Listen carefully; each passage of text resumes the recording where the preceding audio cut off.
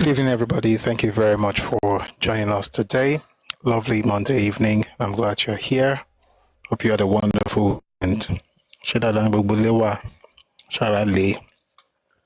Thank you very much for being here. I want to thank those who have helped to get us to 26.6k likes on TikTok.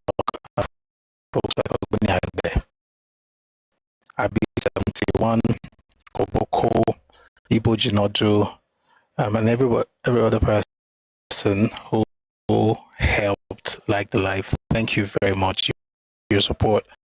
All right, that's show. All right, please, the rest of us, please let's pass up as well. If you're on TikTok and you like the live and share, and also click on the heart icon. Excuse me. Also click on the heart icon above my image there, please, to join the team. Drop hearts, means let's drop gifts so we can push the live to the FYP together. For folks on YouTube and Facebook, we're glad to have you. Please like the live and also share, right, with your contacts. If you're on Twitter, please like and repost. All right. Today,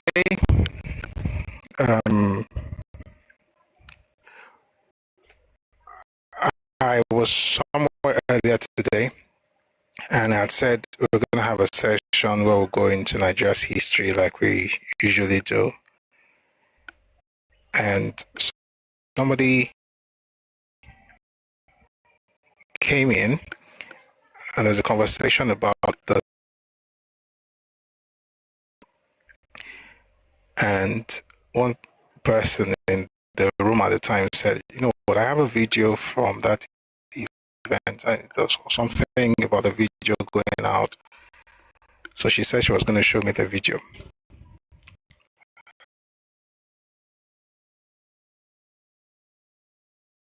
If I knew, I don't know if I would have wanted to see it. But anyway, I watched the video and I saw something really terrible. A human being slaughtered. And it wasn't even something clean. It was, we were on. And of course, we know that these things happen in some parts of the country. And we understand the reality in those parts of the country and how people say things like, oh, mata, until it became something so serious. Now they can't even do anything they can't do much about it, of course, without the help of the government. One of the people that was talking, that I went to meet earlier, was a mentor. And I was like, you guys have to come up with this. So this is an elderly person. Why am I going to be talking about history today if we can actually come together and discuss this? And by the grace of God, a number of people listen to us. People reach out. And so that means that we have a platform, no matter what it is, whether we're on YouTube, and we're on YouTube, by the way, we're on YouTube, on Facebook right now, we're on Twitter, we're on Twitch, and we're of course on TikTok. So why not have a session where people can come up and share their thoughts, not their anger, please. I mean, there's nothing wrong with sharing anger, by the way, but not just the anger, that's what I meant to say. But like, what can be done? What I'm saying basically is that look at today's session as an opportunity to play the role of a consultant to the government, because people listened. So when he said that earlier, he was saying it as something we could discuss, but the video I'd watched, plus what he was saying, made me realize that it's better for us to just have a session where we all talk about it. Now, in case you don't know what happened, I'm going to play some stuff here. I'll describe into the things you can't, of course you can't see it because I'm going to be playing it, the audio. If there's anything I have to explain, I will explain so that you understand exactly what we're looking at. But I think before I get into it, let me read you a report from Punch. I actually feel very heavy this evening.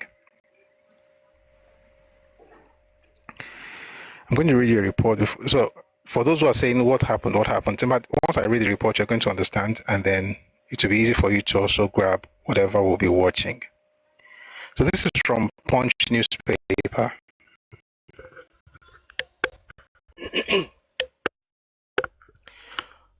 All right. Oyo school attack. 7 teachers abducted, 1 killed. Makinde. We're going to have to hold on. My device is doing on its own. Just give it a second. Anyway, while the device is coming up, I'll just tell you what happened. So some teachers and students were kidnapped in Orire local government of Oyo State. And the video that was trending earlier today was of one of them being slaughtered. And, was just very terrible. I wanted to read this article before we listen to,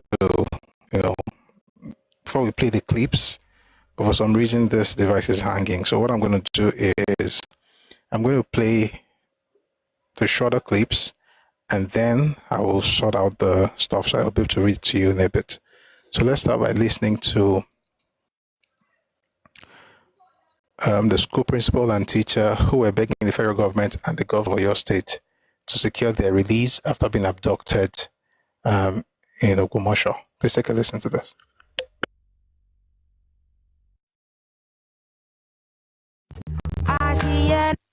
Yeah. Start. Yeah. Start. I am Mrs. Alamu, FR. I am the principal of Community High School, Esiele, in Orire local government of Oyo State. On Friday, around 9:30, we were attacked by a certain group of people, and a good number of us were abducted, the staff and the students as well. And we have been here since Friday. I am making this video to ask for help from everyone, starting from the federal government of Nigeria and Oyo State government, Engineer Seyi Makinde, the Christian Association of Nigeria, and all well-meaning Nigerians, that they should come to our help and settle this thing peacefully so that our lives will not be lost. Thank you very much. Please help us. We need help from our I'm from Ibadan. I'm working at First Baptist Church of Ogbomoso, Yawota area. Yesterday, the people of the young people came to our school. And we are making now both the teachers and the children. We are here. We need help from the federal government and the state government. Both the church, First Baptist Church, Yawata, and the community. We need your help so that these people will release us. Please help us. Please help us. We need help from our president. We need help from our president. Please help us. Our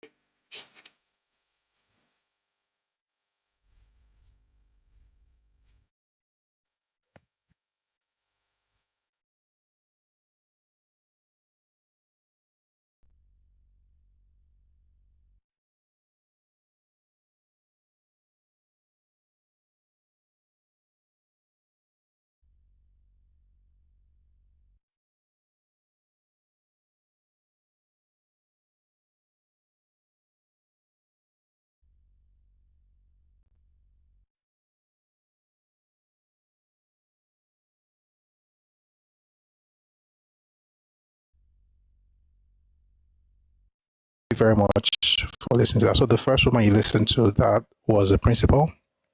The second one you listened to is a teacher or was a teacher. And interestingly, she's a nursing mother and she has a baby strapped to her back. And she's crying. She's asking for help. I'll tell you what the federal government is doing later. I'll also tell you what the state governor has, issued as a statement. But this, what I want to read to you is actually a news report from earlier today. And this is from Punch newspaper. Oyo school attack. 7 teachers abducted, 1 killed. Makinde. Oyo State Governor Seyi Makinde has confirmed that 7 teachers were abducted during the recent attack on schools in the Orire area of the state, while the exact number of missing pupils is still being determined. The governor disclosed this on Sunday while addressing journalists on the security situation following the invasion of the schools by suspected gunmen. He had earlier met with service commanders and heads of security agencies in the states to receive an update on the kidnapping incident. Makinde revealed that an Islamic studies teacher was killed during the attack, adding that security agencies had already arrested 6 suspects within the community and 3 other persons of interest in connection with the incident. According to him, the attackers are believed to be members of the Northwest. They will keep moving southward, the governor said.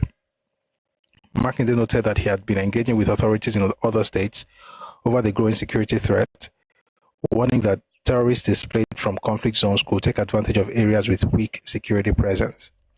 Quote, but the problem that we have is when you have pressure in one place, we must be prepared on this side to either repel or neutralize any terrorists fleeing the pressure point, he stated. The governor further disclosed that preliminary intelligence reports suggested that some of those arrested might have acted as informants for the attackers within the affected communities. The information available is that about 6 individuals have been arrested within the locality. Some of them we believe are informants. Also, 3 individuals of interest have been arrested, Makinde added. He stressed that the state government would not rely solely on military action in tackling the crisis, noting that consultations were ongoing with religious and community leaders, including officials of the Baptist Convention, as one of the affected schools is owned by the church. Quote, we have decided that we will adopt not just a kinetic approach. We are engaging leaders, elders, and religious leaders, especially at the Baptist Convention, he said. Makinde appealed to residents to remain calm and assured families of the abducted victims that efforts were underway to secure their safe return. Quote, we are not taking this lightly. We will do everything within our means to resolve this quickly and bring our children back safely, the governor assured. Describing the development as a very difficult and challenging, describing the development as very difficult and challenging, Makinde announced that the state government would commence daily press briefings to keep residents updated on rescue operations and security efforts. So that's Governor Seyi Makinde on the crisis, the kidnappings and abductions in Orire local government area of Oyo State. Like I said, it's a very somber session. And it's quite sad that this is happening at this time. I don't know if it's because of the elections or because of what he said about the fact that, certain people are being displaced. In the north, kidnappers are being displaced. And that's probably the reason we're experiencing this kind of, terrible stuff in the southwest, particularly now in Oyo State.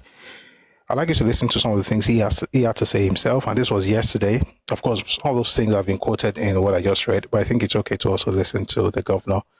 This is Governor Seyi Makinde. Had a press briefing yesterday, Sunday, and this is what he had to say. Please take a listen to him.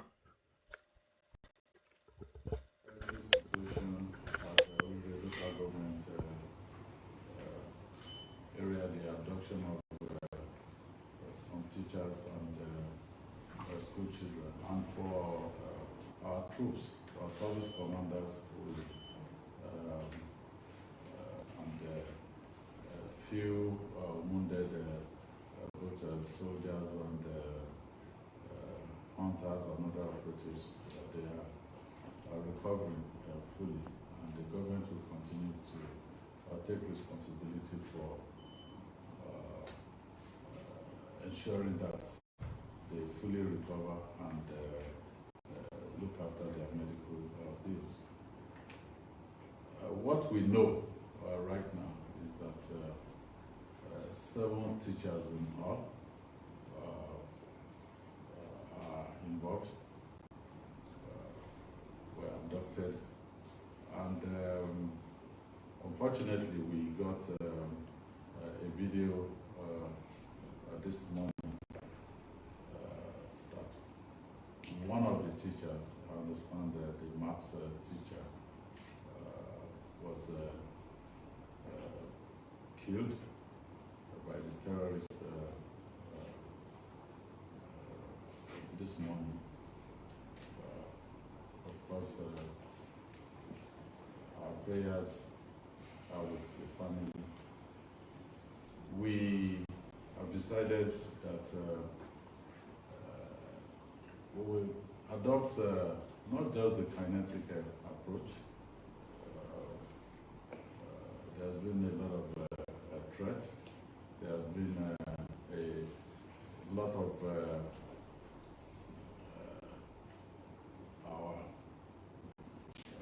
leaders and elders, religious elders, especially the Baptist convention, because one of the schools involved is a Baptist school.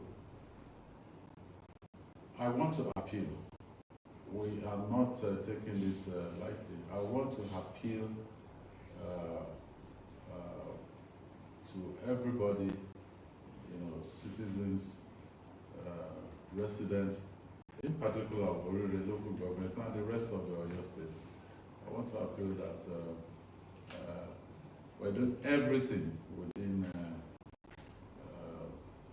our power to ensure that this we resolve quickly and we bring our children back safely. But it is a very difficult and challenging situation. So please, there may not be quick fixes, but we will continue to endeavor to push ourselves to the limits to resolve this quickly. And we will be briefing the press every evening, starting from this one tomorrow until more information becomes available. So that's where we are right now. If you have any questions. All right, that was the governor of your state, Governor Seyi Makinde.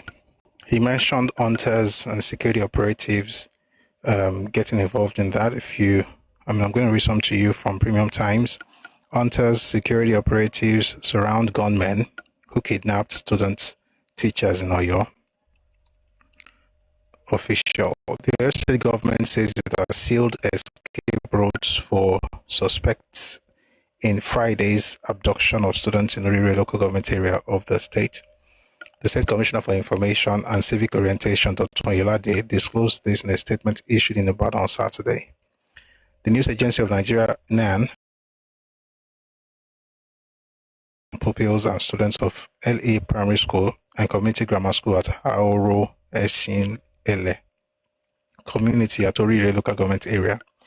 The attack, which resulted in the killing of a teacher, also led to the abduction of the principal, 2 vice principals, and 3 teachers. The commissioner said the suspected bandits have been effectively confined within the national park axis, following coordinated security operations aimed at preventing their movement into neighboring states.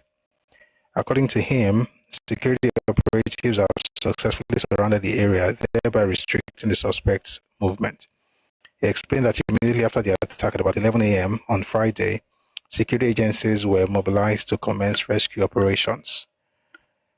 The security agencies, he said, include the Nigerian Army, Civil Defense Agro Rangers, and the Nigerian Police Force, with officers from the monitoring unit. Quote, patrol operations also commenced this morning after intelligence indicated the suspects remained within the national park in Oyo State.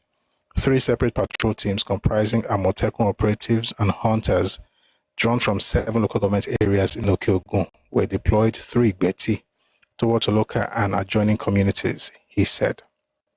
All right, so that's that about the hunters, security operatives, the army, Nigerian police force, civil defense, everybody trying to, protect trying to ensure that those men do not leave or go beyond the Oyo National Park.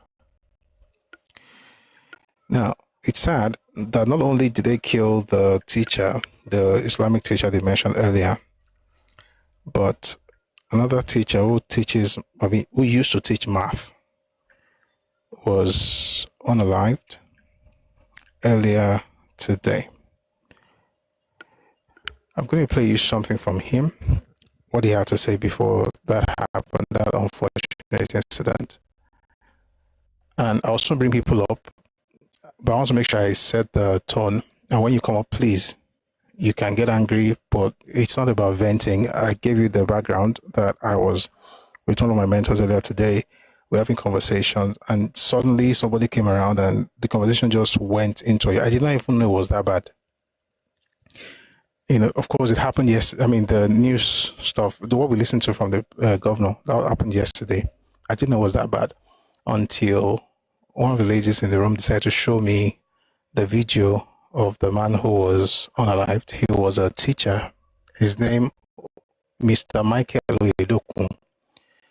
He's one of the abducted teachers of Community High School, Oyo State, Oeshile, on pharmacy. Anyway, the video is gory. The man was literally, I can't even use the word beheaded. He was slaughtered. But you should maybe listen to something he has to say before that happened. Please take a listen to this. Oh, it's my name. I'm a teacher at the Community High School, Ẹkáàbọ. 1 second, let me look for one that doesn't have as much echo. It's just a very sad stuff. Anyway, please take a listen to this one. M.O. is my name. I'm a teacher at the Community High School, Ẹkáàbọ.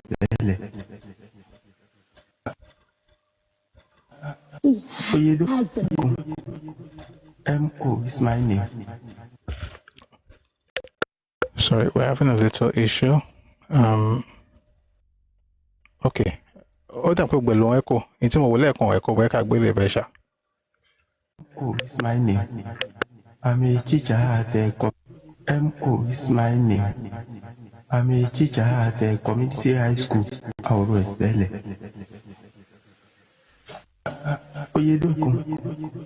M.O. is my name. I'm a teacher at the Community High School, Ẹkáàbọ. What followed? Something that can't even be put to words. The man was tied, his hands were tied, he was forced to lie on the ground, and the next thing I saw was cutlass. The machete was used to slaughter him. It's a very sad thing that we're experiencing. But then teachers have also come out, particularly in Ogbomoso, to protest, demanding for the release of their colleagues and pupils, stating that teachers should not have to die while working. Please take a listen to this.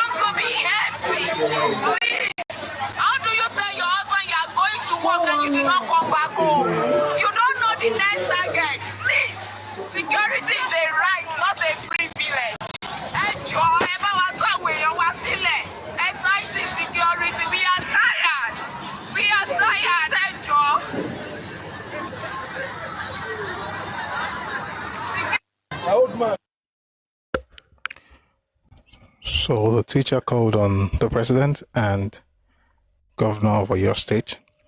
The president has responded. This is from the presidential villa State House.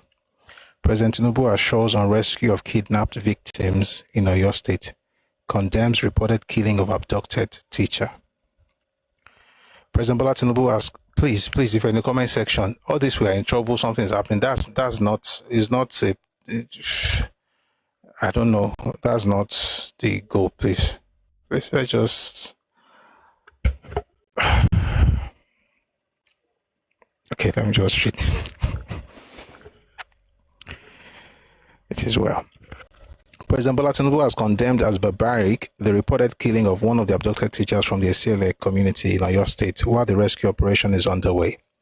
Bandits invaded the Esiele community in Orire local government area of Oyo State last Friday. The abducted staff, students, and pupils of Community Grammar School, Baptist Nursery and Primary School, and LA Primary School. Security operatives are working around the clock to rescue the victims and apprehend the bandits and their collaborators within the community.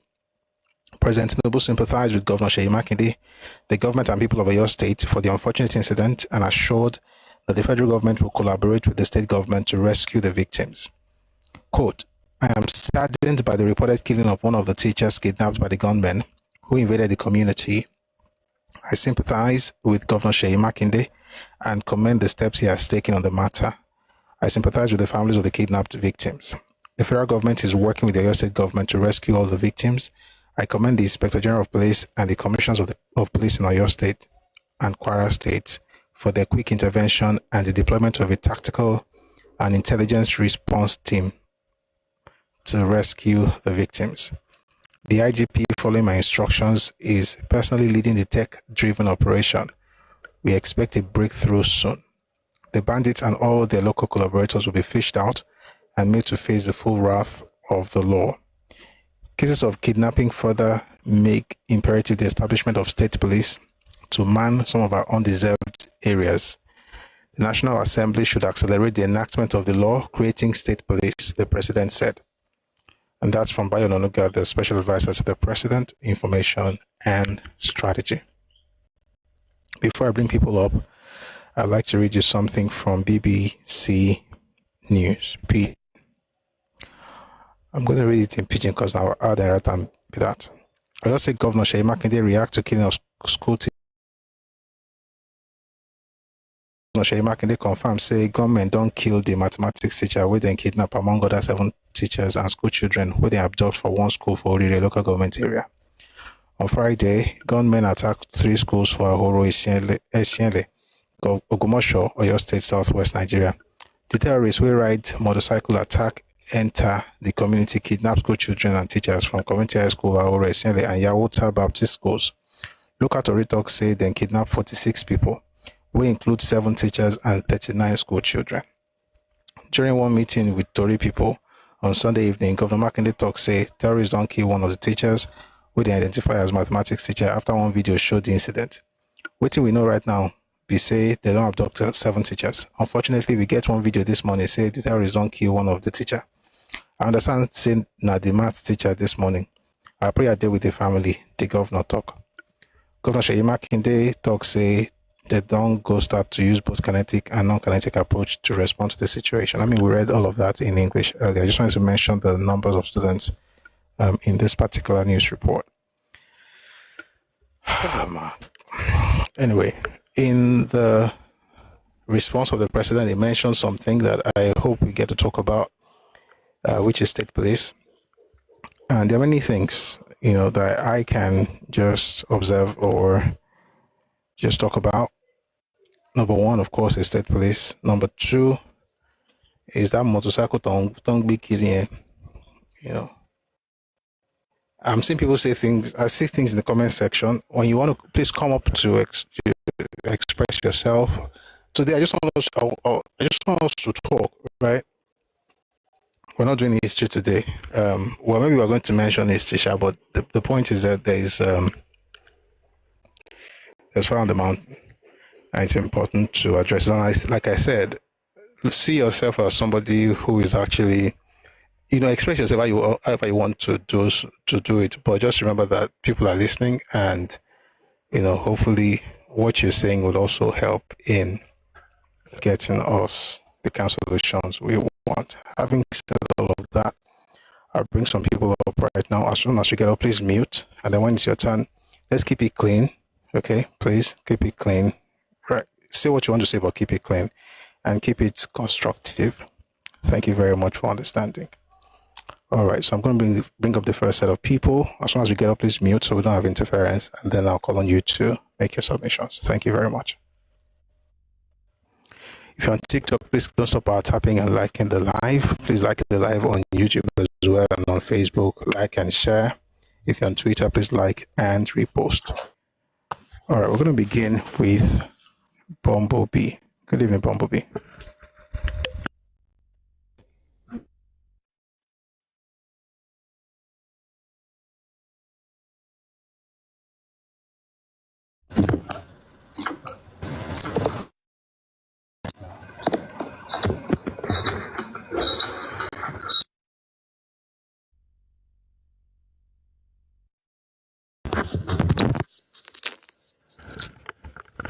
Bumblebee, are you there?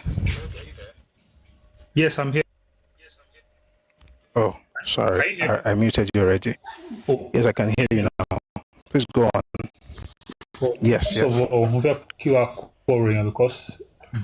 Because at the end of the day, these people are people, in this part of the country. And it's quite unfortunate. Àwọn àgbà tó ṣe sọ. Wọ́n ní tára lé ẹni bá ń jẹ kòkòrò gbogbo tábà sọ fún. Tó bá yá òróró ò ní jẹ́ ká sùn. That's the issue on ground. Gradually, the whole thing is spreading around the country, and it's quite unfortunate. Just as I submitted in the last session, or was it the upper session, it has come to a point where where this part of the country needs to work on having their own secret service. Because it seems the people up north, they really don't want to do anything about the insecurity. And we need to take the bull by the horn. It's quite unfortunate, but if truly some of our leaders are listening to the conversations we're having, this is the time for them to rise. It's unfortunate, but at the same time, it's a sort of bargaining chip. We can't keep looking at things getting bad. We have women, children, old, aged adults, and we can't let things get into a very, very deplorable state. So maybe they need to start. Yes, they need to fast forward the process of getting state police in this part of the country, number one. Number two, they need to have their secret service agents so that they can do intelligence gathering, they can do security surveillance and mapping and everything, and all the activities going on in the bushes. Yes, they have their Motekun and everything, but they need to empower them as well. There was a video I saw the other time where some Amotekun guys were trying to accost one cattle header. On paper, they banned cattle rearing in Nigeria, but it is not being enforced. So these are the things that embolden some of these non-state actors. So our leaders, if indeed they are listening, they need to work on it. They need to double up. Thank you very much, Prof.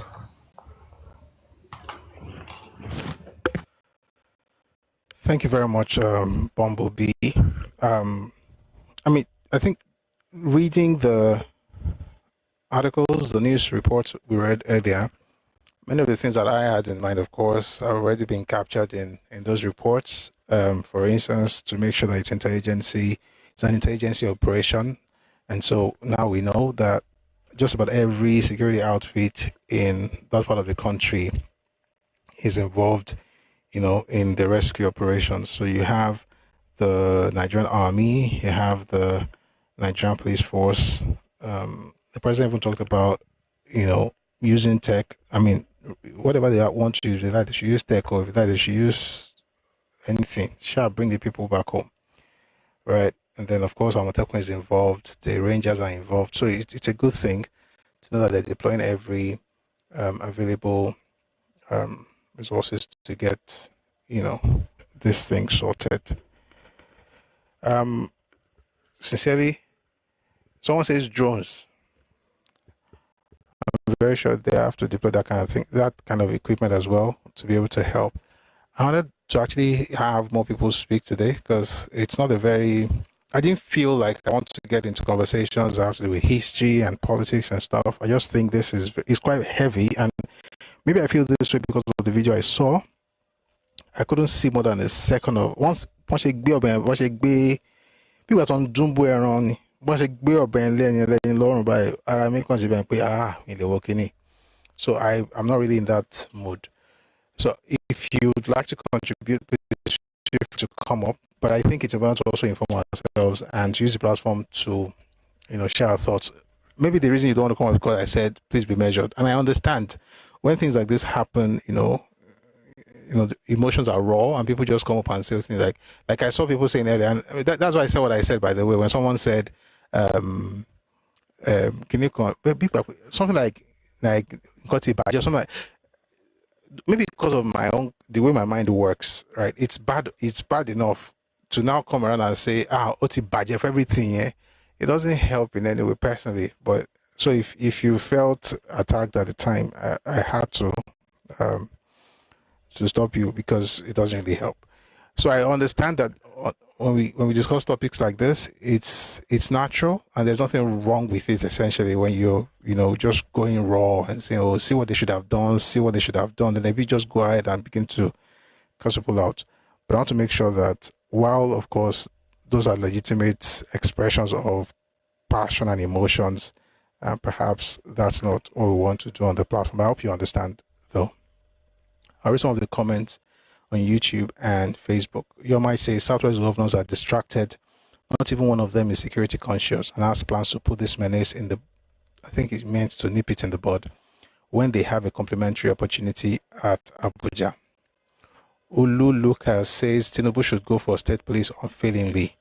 That's actually a very, very good comment. Thank you very much for that, Ulu Lucas. Interestingly, in that report that the State House put out earlier today, in the last paragraph, I like how he snuck that in when he said cases of kidnapping further make imperative the establishment of state police to man some of our undeserved areas.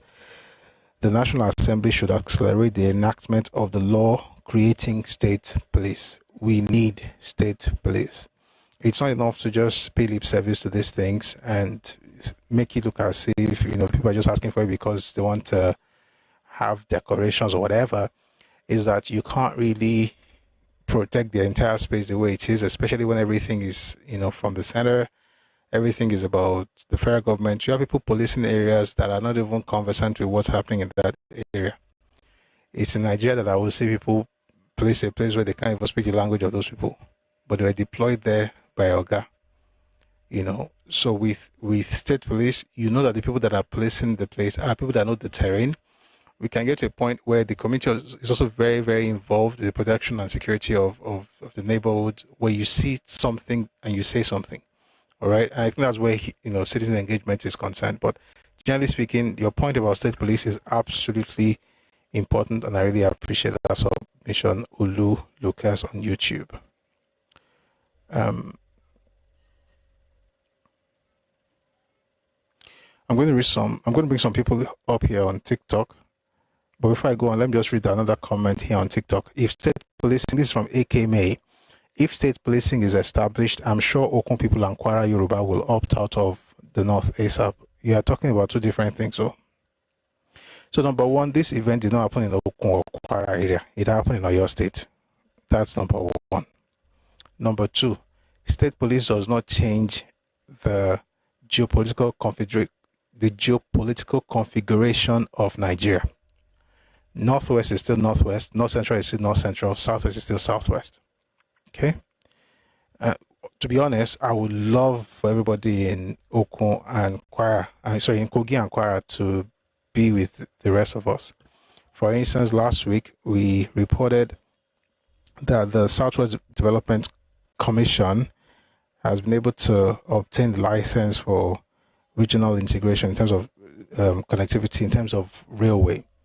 And, we're having that conversation somewhere. Somebody says, how about folks in Kwara State?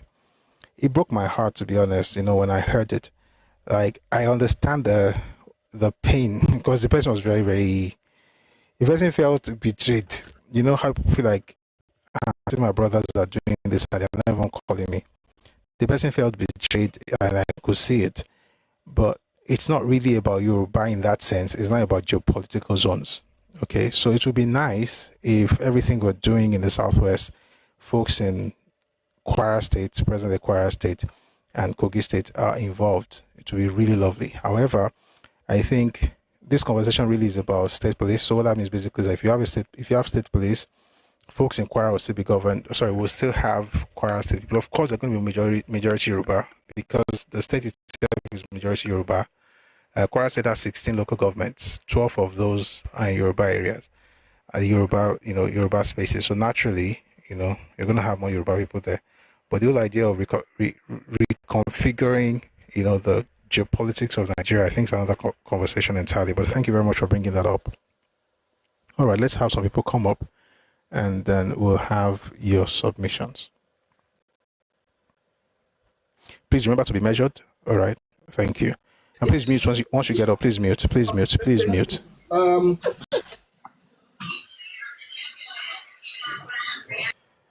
Please mute your. All right, let's start with Concilium Preventers. Good evening, Concilium. Okay. So, Ẹkáàbọ, this is horrible. Ẹkáàbọ. Ẹkáàbọ. Yes, So everybody paying attention. This is horrible news. As this morning, I've just been feeling like depth to my stomach. Now, what's killing Shelley? Unfortunately, it goes back to all the issues that we're talking about as regards state police. Apart from state police, the intelligence gathering. I think Nigerian police has failed in that respect.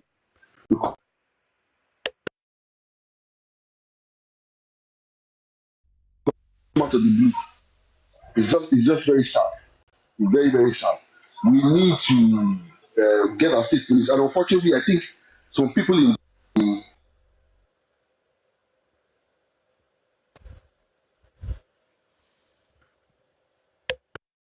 all right. I think consider okay.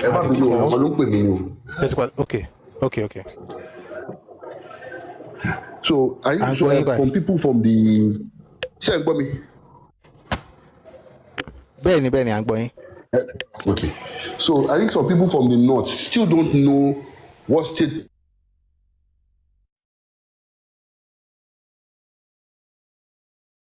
it is not in their favor, and they want to find out how they can make it work for them.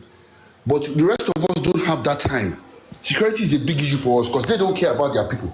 I'm sorry to say, they don't really care that much about their population. We care about our own people. Because if you watch that video, I didn't even watch it. I couldn't stand it. I don't like gory things. That's why I don't watch horror movies too. There's no point to it.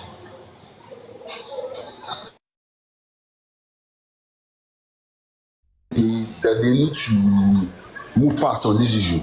They need to. It's very important that they do so. Eshegon. Thank you very much, Concilium.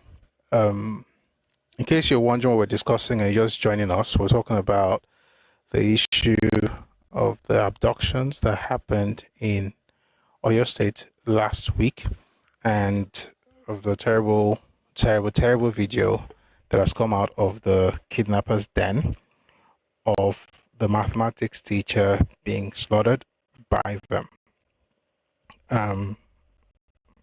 It's a terrible video.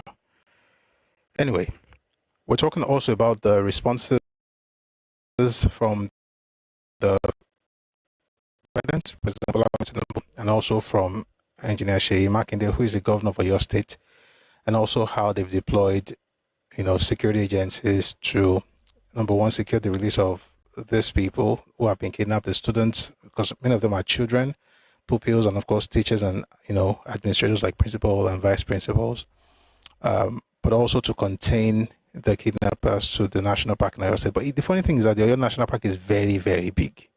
It's very big, So we're just hoping that this will be a success and that the people will be released.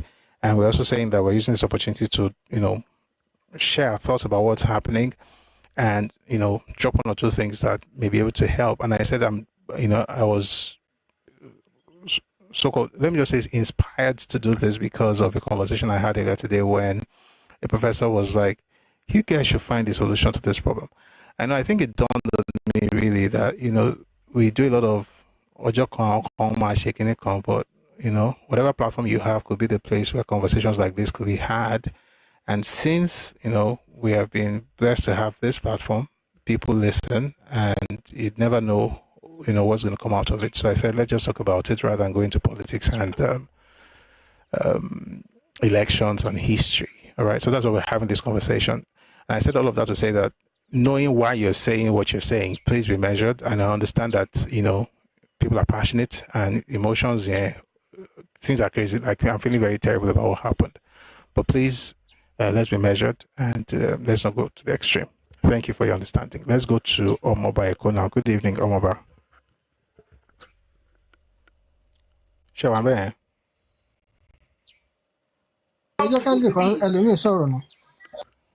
Okay. CEO coded.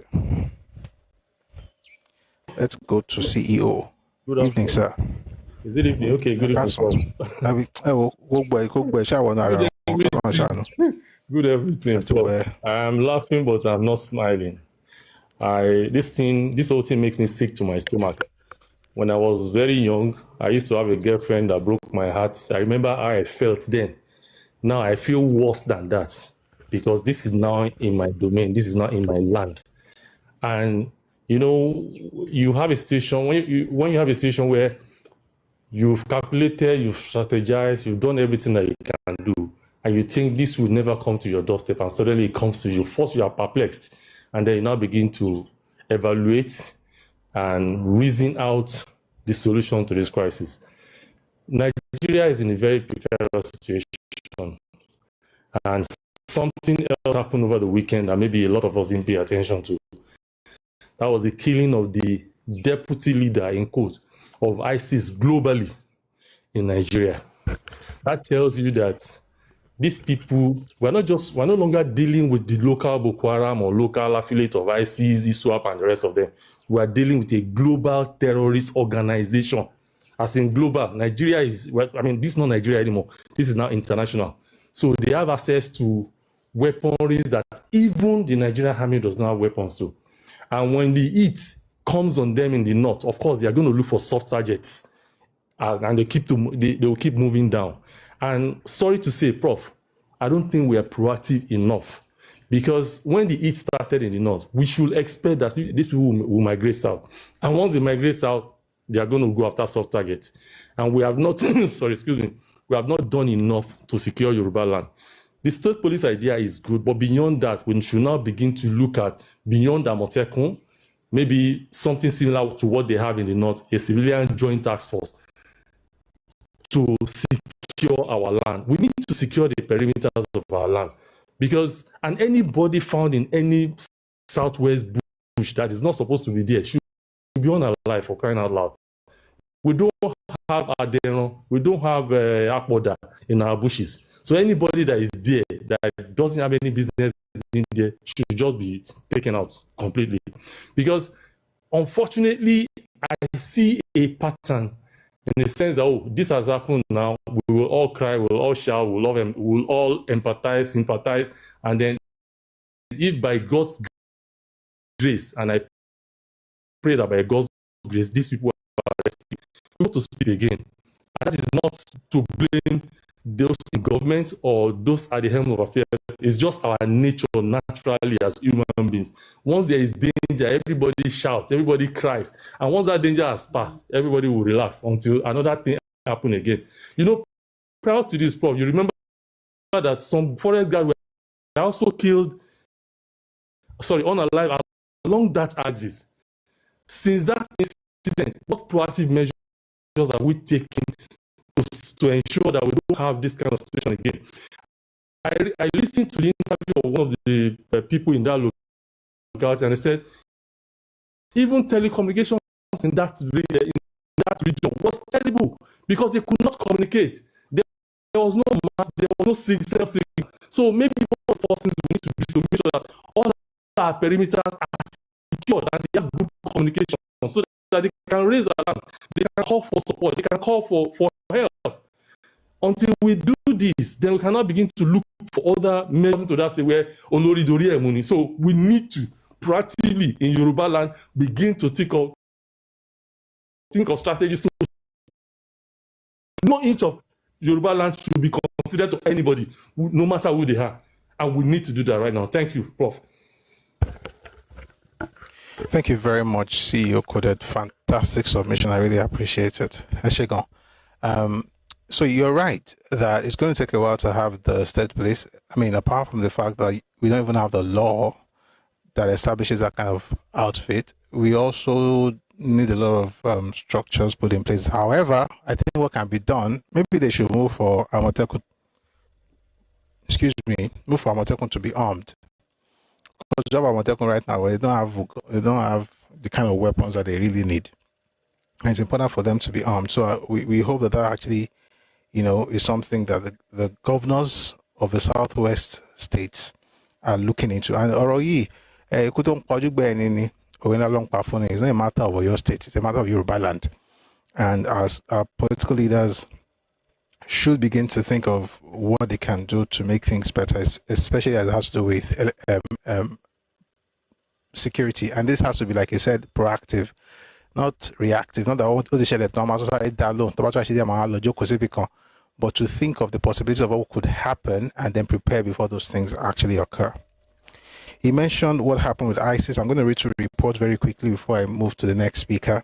And the first one is from the President of the United States, that's Donald J. Trump. And then the other one is from security expert who writes on counterterrorism and security in the Lake Chad region.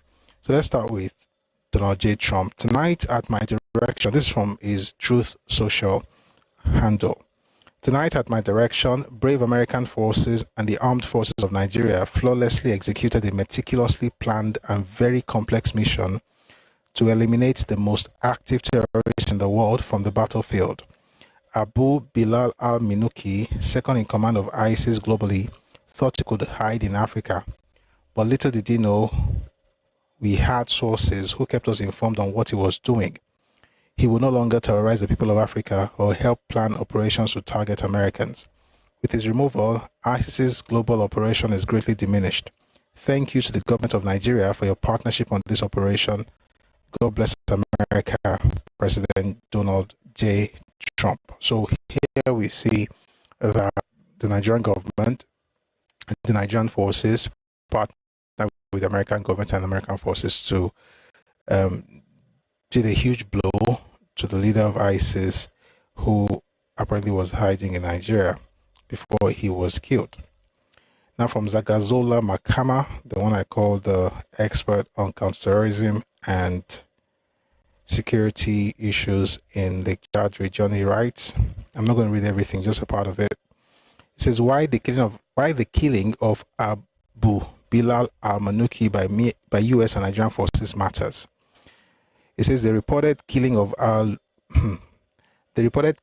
Abu Bilal al-Manuki, a senior commander of the Islamic State and widely described as the second in command of ISIS globally by joint United States and Nigerian forces, may represent one of the most consequential counterterrorism successes recorded in the Lake Chad conflict in recent years. More than the elimination of a high-profile extremist figure, the operation signals a major shift in the evolving war against Islamic State, West Africa province, and affiliated jihadist networks operating across Nigeria and the wider Sahel. According to the statement issued by Donald Trump, American forces carried out the operation in coordination with the Nigerian armed forces, following what he described as a meticulously planned and very complex mission. The operation demonstrates a level of intelligence cooperation, surveillance capability, and operational coordination rarely acknowledged publicly between Nigeria and the United States in the counterterrorism space. But beyond the symbolism of the strike lies an even deeper implication. Abu Bilal al-Manuki was not an ordinary field commander. The man who brought ISIS's new war doctrine to West Africa. Security and intelligence sources familiar with extremist operations in the Lake Chad Basin say al-Manuki arrived in the region alongside nearly 60 foreign fighters dispatched to strengthen ISWAP's operational structure and battlefield capabilities.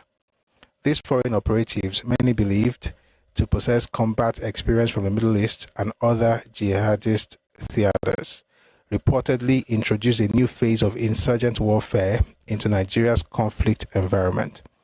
Their arrival coincided with noticeable tactical changes in ISWAP operations, including increased night assaults on military formations, coordinated raids using mobile attack teams, deployment of armed drones for surveillance and attacks, more sophisticated use of improvised explosive devices, IEDs, renewed suicide bombing campaigns, and improved battlefield communication and logistics coordination. Before this evolution, many insurgent attacks in the northeast were largely localized and predictable in pattern, but over time, ISWAP began displaying tactics associated with the ISIS operations in Iraq and Syria, particularly the use of surprise night attacks designed to overwhelm isolated military positions before reinforcement. When al-Manuki moved to Nigeria, he moved with 60 other terrorists, and those were people who had experience from, the Middle East, who had been part of such operations, and that they changed the dynamics when they got into Nigeria. So the erasure or the removal of this man would affect their, operations, in a very large way. I'm just going to jump straight to the penultimate paragraph. It says, for Nigerian troops who have spent years fighting a difficult... Okay, let me just go back here just a bit. So it says, as long as these coordinations persist, extremist groups will continue fighting recruitment, will continue fighting... You know what? Let's read just the last portion of the script of the article. I think the last portion is actually very good. Every part is good, just because of time, we can't read everything. So it says here, while the elimination of al-Manuki is significant, it does not mean ISWAP is defeated. The group has reportedly shown resilience after leadership losses. It has survived internal divisions, sustained airstrikes, territorial offensives, and years of military pressure. Its endurance is rooted not only in ideology, but also in deeper structural problems across the region. Poverty, unemployment, displacement, porous borders, and limited state presence in remote communities. As long as these conditions persist, extremist groups will continue finding recruitment opportunities. However, the removal of a globally connected strategist like al-Manuki could slow ISWAP's tactical evolution and temporarily weaken its ability to coordinate sophisticated operations. Perhaps the greatest impact of the operation is psychological. For ISWAP commanders, this is telling them that even the most senior leaders are vulnerable. For Nigerian troops who have spent years fighting a difficult insurgency, it is a morale booster, and evidence that sustained pressure is yielding strategic results. For civilians across the Northeast, it offers cautious hope that the operational space for extremist leaders is shrinking. And for Nigeria's counterterrorism campaign, the operation marks a possible transition from attrition warfare toward more intelligence-driven precision targeting of high-value extremist figures. Whether Nigeria can fully exploit this moment will depend on what follows next. Sustained intelligence operations, regional cooperation, stabilization programs, and community recovery efforts will ultimately determine whether the death of Abu Bilal al-Manuki becomes merely a symbolic victory or the beginning of a deeper strategic decline for ISWAP in the Lake Chad Basin. All right, that was a long read, but I'm sure it makes sense to you. So all of that, the Turanchi is just to say that al-Manuki, who was second in command to ISIS, who was hiding in Nigeria, was killed a few days ago following a coordinated attack involving Nigerian armed forces and the United States armed forces. However, while that's good news, it looks like those who are being chased from the north are somehow finding their way into the south. And it's not very good what we're experiencing at the moment. Something terrible really happened. So if you're just joining us, I'm going to play some of those things so that you can, catch up, so you understand exactly what we're discussing. And then I'll let the next speakers speak. So let's start with, again, the principal of the school where people were kidnapped and one of the teachers who was also present or who was also abducted on Friday. Please take a listen. By the way, this was in Orire local government of your state. Take a listen, please. Yeah. Start. I am Mrs. Alamu, FR. I am the principal of Community High School, Esele, in Orire local government of Oyo State. On Friday, around 9:30,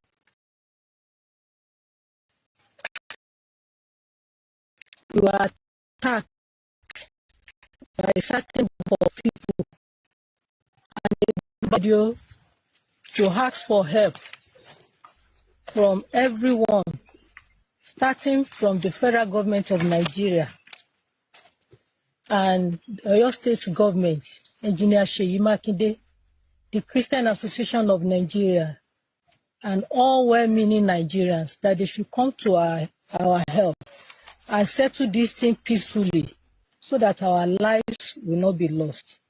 Thank you very much. I'm from Ibadan. I'm working at First Baptist Church Ogbomoso Yawota area. Yesterday, the people of the young people came to our school, and we have been kidnapped, both the teachers and the children.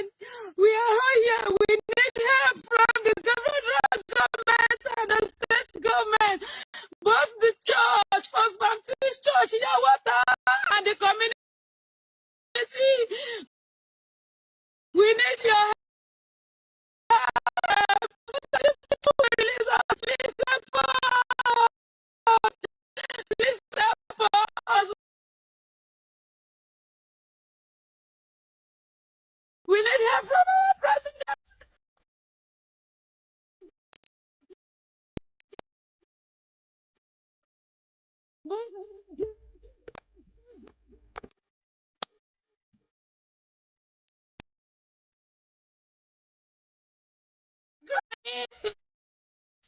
Alive.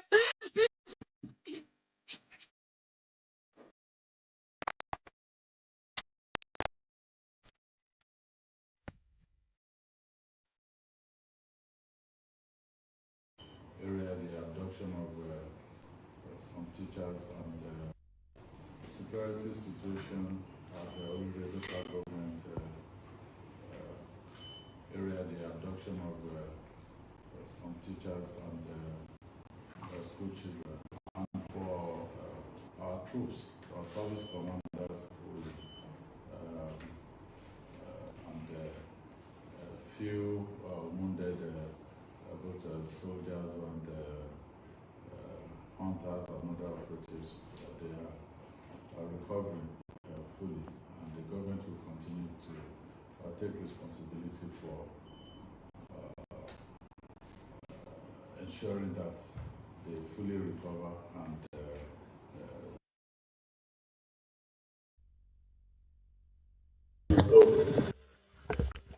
I don't know if you heard the last clip. That was the governor of your state responding to the press yesterday, talking about the sad event in Orire local government of your state.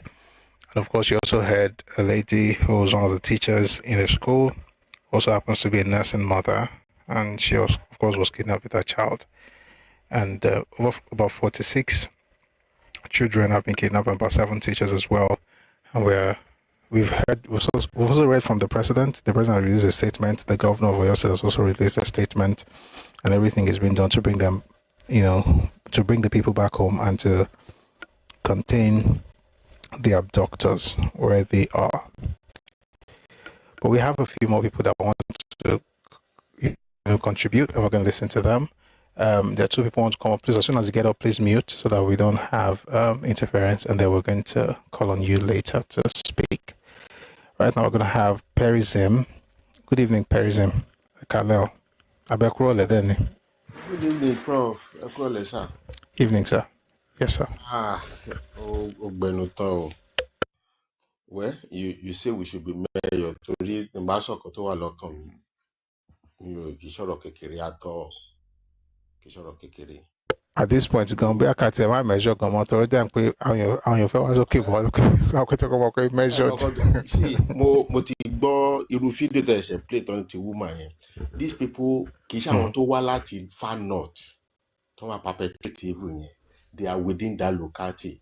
Teba wo bere video nye, ki woman to bere sin soro, oni oya.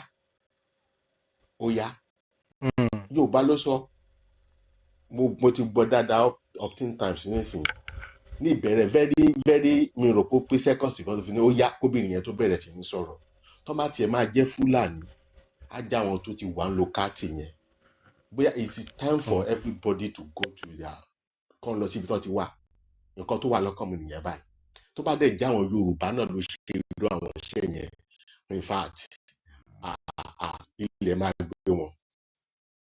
There are people within that locality wọn kì í ṣàjèjì wọn wá láti Kano wọn wá láti Sokoto àwọn tó wà lára ndebẹ nìyẹn tẹ bá wo bó ṣe pa máa yẹn tán ẹ wo àwọn tí n bá sọ ó lè mọ it might sound nonsense as in kò ní make sense ẹ wo ẹsẹ àwọn people yẹn kì í ṣe àwọn tó ti ń they are not people tó ti ń trek for distance down to Oyo State. They are, I'm still saying it, they are people from that locality. Now my problem now is what CEO could say. No proactiveness from our government. That same Oyo National Park, not one guide need 2 months ago. Then we all went back to bed. Nothing again. Teeth of a stroke.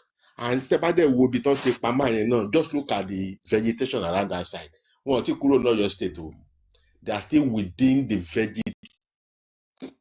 vegetative belt of Southwest. To read about loamy soil and vegetation Southwest Savannah grassland. Savannah grass, about industry side in north that's where we continue to see Savannah grassland.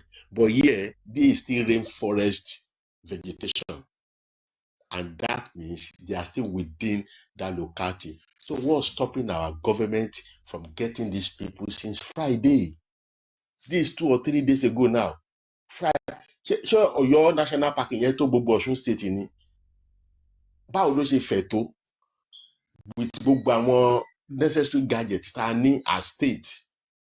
You have the technology, at least tẹ́ bá tiẹ̀ ní okay àgbàpá ní drone. But you still have some certain things that you can use to track these people. What's the video? To only photo if you send the video, sita.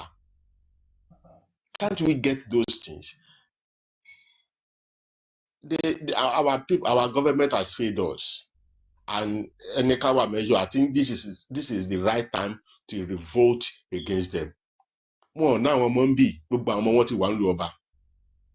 Tẹ́ni tí ń bá ṣẹlẹ̀ parẹ́ báyìí Muritala yá kẹ́ tó wojú kẹ́ tó wẹ̀yìn wọ́n ti bára wọn ní France wọ́n ti bára wọn ní abroad out of the rate of these people. Look at how Makinde was so calm. A man who was impacting knowledge onto our children. I was sometimes ago when Elijah was saying that Nigeria don't have problem, but the problem we have is the blood of the defenseless, not Itasile, and now we've added another man to those people crying for vengeance. Innocent man. He's not asking much from the government.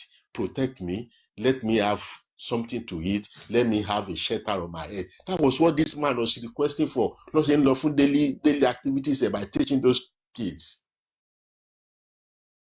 And I will come to bear in mind. Well, we hope today, Twitter, Kinita Walano, we hope that they will be released. Today, me tell me, in fact, anybody know one, but I see so we roll not that sorrow. People young coffee all our political gimmicks, or political gimmicks now, shedding a blood, an innocent blood, political gimmicks. These people are right at our borders, and we have to take steps. We have to take steps. We have to revolt against this government. By now, look, in a Senate country, come out there, I'm sorry, I can't continue again. Come out, people, but no, Emma will be the next 1 or 2 weeks. They're making that the campaign. I'm a sort of politicking at the expense of children. To protect. Why are we doing this to ourselves? Tabana Wangboro. Elete Koyo Wangboro. Surely, but Tomato Bombo Plaza, Tomato Bombo, big infrastructure in town center. Katoma, yes, and people to Waniwa. Our government are just too docile. Government are just too docile. Our government are just too docile, and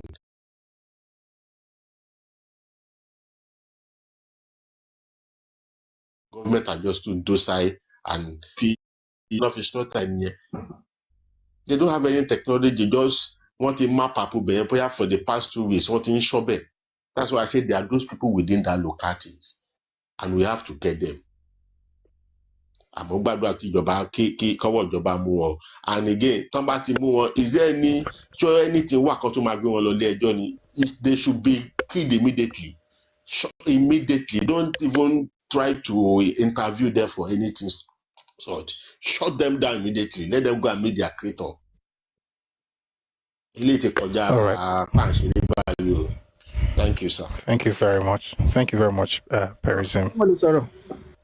No, hold on, please. Hold on. Thank you very much, Perizim, for that submission. You mentioned something about the size of Oyo National Park is very big. And just so we can put it in perspective, I'm going to compare it with some places that we all know. So look at Lagos State, not Lagos Town, not Lagos City, not Lagos Island, though, Lagos State. Oyo National Park is 75% of the entire Lagos State. So that you look at Ikorodu, Badagry, Epe, Ikeja, Lagos Island, every part of Lagos State. The Oyo National Park is about 2,512 square kilometers. And Lagos is 3,345 square kilometers. Yes. So Oyo National Park is 75% of Lagos State. You can fit 3 of it inside FCT. And if you live in FCT, I don't want to use FCT because a lot of people may not know FCT. But FCT imagine from Gwagwalada, Kuje area all the way to Idu. So you're talking about 3 of it. 3 of Oyo National Park, Lomaje, Gbogbo Abuja, not Abuja City Center, Gbogbo FCT. It's a very big place. That's why it's a national park. Interestingly, it also includes part of the place that used to be Oyo Katunga, the capital Oyo Lingmae. Okay, and most of it, of course, is in Oyo State, but one local government, the Kwara State, it spans about 12 local governments. So 11 local governments in Oyo has parts of Oyo National Park, and then one local government in Kwara State has, that part of. So it's a very big place. Is this an excuse or anything? No, I'm just giving us perspective. So when you say like Paulo Shitobito, Otobi, but does that mean they shouldn't do what they have to do? The president said they're going to use tech. They should use tech. If they can take Sambisa, they can take that place as well. So we're looking forward to good news from that space in the next few days. Once the people released and all of that. Yes, sir. Lastly, Joe. 30 seconds, please. Yes. Yes. I don't know if we can still pride ourselves as a third world country with that effect now. I think we are a seventh world country. Tori, we see all these third world countries. To one load drone, to one film man, all those places. Kilo stop wa. A country like Nigeria, a state like Oyo State. Baba, no right to Kano just 3 months ago. Now, where are those Tucanos? Where are those aircraft to man all those areas? Where are they? I think we are fifth world or sixth world country, not third world. Aberration in the well. Third world country. That's nonsense. It is well. Thank you very much, Berizim. We'll go to Omar Beko now. Prof. Yes, sir. Yeah. Okay, yeah, kucha takun. Ako ọ̀rọ̀ Yes. In fact, nǹkan tó ṣẹlẹ̀ yìí, mo wo fídíò yẹn. In fact, mo regret pé kí ni mo lọ wò fún mi. Ìmọ̀ pé nǹkan tó wà níbẹ̀ yẹn. Alákọ̀ọ́kọ́ wo school yẹn. School tó ní tẹ́ pé gọ́ọ̀mẹ̀ntì wà níbẹ̀. Ẹ wo bó ṣe open. Kò sí infrastructure kankan gan ní school yẹn gan kò old. No fence, nothing. Put so many things in place. Àwọn ló lè wọbẹ̀ ló lè jáde. Ẹ wo nǹkan tó result sínsìn. Ṣé tó bá yẹ pé school tó yẹ pé ó ní security tí ó ní fence and at least kọ́ńtẹ̀ tó lè kọ́ àwọn èèyàn jáde tó ní gate at least àwọn èèyàn wọ́n á sì rí àwọn èèyàn inform. Wọ́n kàn wọbẹ̀ wọ́n kàn kọ́ àwọn èèyàn wọ́n dẹ̀ kó wọn lọ. Ẹ wo nǹkan tó ṣẹlẹ̀ nísìn. Ẹ wo bí gómìnà kan ṣe ń sọ̀rọ̀. Nígbà tó ń sọ̀rọ̀ ó wà so calm débi pé kò tẹ̀ bí pé nǹkan kan ń ṣẹlẹ̀ ní state ẹ̀ pé àwọn ọmọ ìyá òun ni àwọn nǹkan yìí ń ṣẹlẹ̀ sí. All because ó ní presidential ambition. Kí ló stop governor gan láti sọ̀rọ̀ pé in fact at this junction tí Nàìjíríà bá ṣe gbé kò lè máa pa àwọn èèyàn wá ní àwọ̀ tí Nàìjíríà bá ṣe gbé adakúnkákùn máa lọ́nlọ́ ẹ̀ kó tẹ̀ sọ jáde. Mi ò rí nǹkan tó stop àwọn governors wa láti sọ ọrùn nǹkan bẹ́ẹ̀ jáde. Kọ́ send message sí àwọn northerners wọ̀nyí. Ẹ lọ online sí ẹ lọ wo bí àwọn Igbo bó ṣe bẹ̀rẹ̀ sí ní wọ́n yìí ń fi ọ̀rọ̀ wa ó dàbí ìgbà tó pé wọ́n gbàdúrà kó ṣẹlẹ̀ ni sí Yorùbá ni. Wọ́n kàn fi wá dá yẹ̀yẹ́ inú wọn ń dùn wọ́n ń sọ oríṣiríṣi.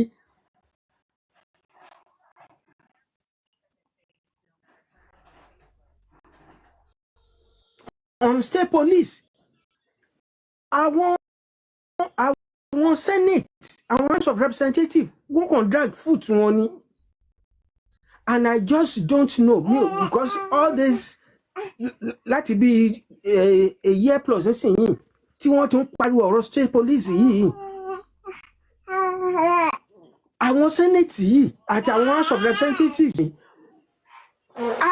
àárí kókó. Àwọn kan gbé sókè àwọn kan fà sílẹ̀. Tí Nàìjíríà ò bá ṣe gbé kóńkàkùn máa lọ́nlọ́ ẹ̀ náà. Tí Nàìjíríà bá ṣe gbé kọ́kọ́ máa lọ́n lọ ẹ̀. This is getting too much. Àwa Yorùbá wọn mọ̀ wá sí gbogbo nǹkan báyìí náà. Àtìgbà tí mo ti wo kíní yẹn báyìí, in fact mi ò lè jẹ nǹkan lẹ́ran. Bread lásán ni mo jẹ.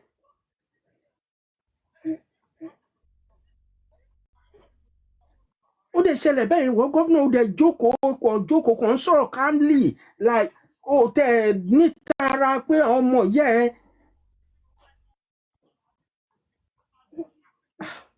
Ẹ wo Prof, ẹ máa bẹ́ẹ̀ tó lọ jàre. Thank you very much, Esheo. But there's a question I have, Shao. Shaking shape, and people are saying this. Uncle Shei is too calm. I don't know what else she could have done, to be honest. Like, but shaking shape, you know, come on, I'm monso. I can go for you lórí Twitter. To mo rí kin kan lórí Twitter máa kà fún yín nǹkan tẹ́ bá rò sí ẹ jẹ́ kí en tó bá kàn láti sọ̀rọ̀ ẹ kí mọ̀ nǹkan tẹ́ rò. Because I don't know. I mean, reading that and listening to Omobe Eko, just makes me feel like the person said, I'll look for it, Mark. But what the person said essentially, ni wípé kò tí pẹ́ tí Ṣèyí Mákindé tó kéde wípé, okay, let me just say it in Yoruba. Sorry, in English, so that other people, everybody will. Now, it's not been long, right, since Ṣèyí Mákindé talked about, announced his intention to become president, and that it's possible that this is actually a way for detractors to get at him. And so when the gentleman was Bati and so on,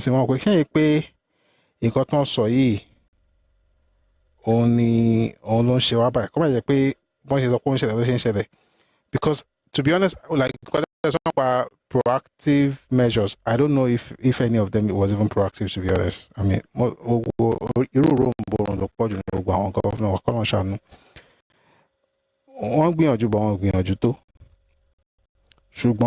the other part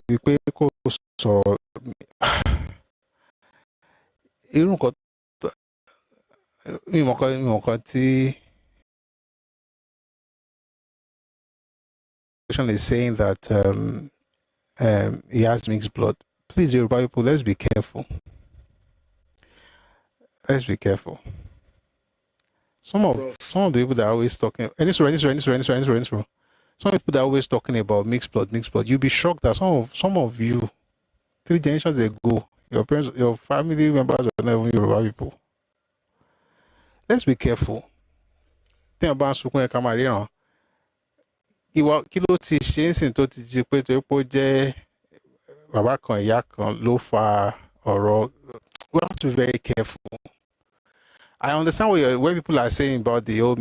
Okay, mixed with Lukini. The mother was from Benin. The father, is Ibadan. Let's be careful.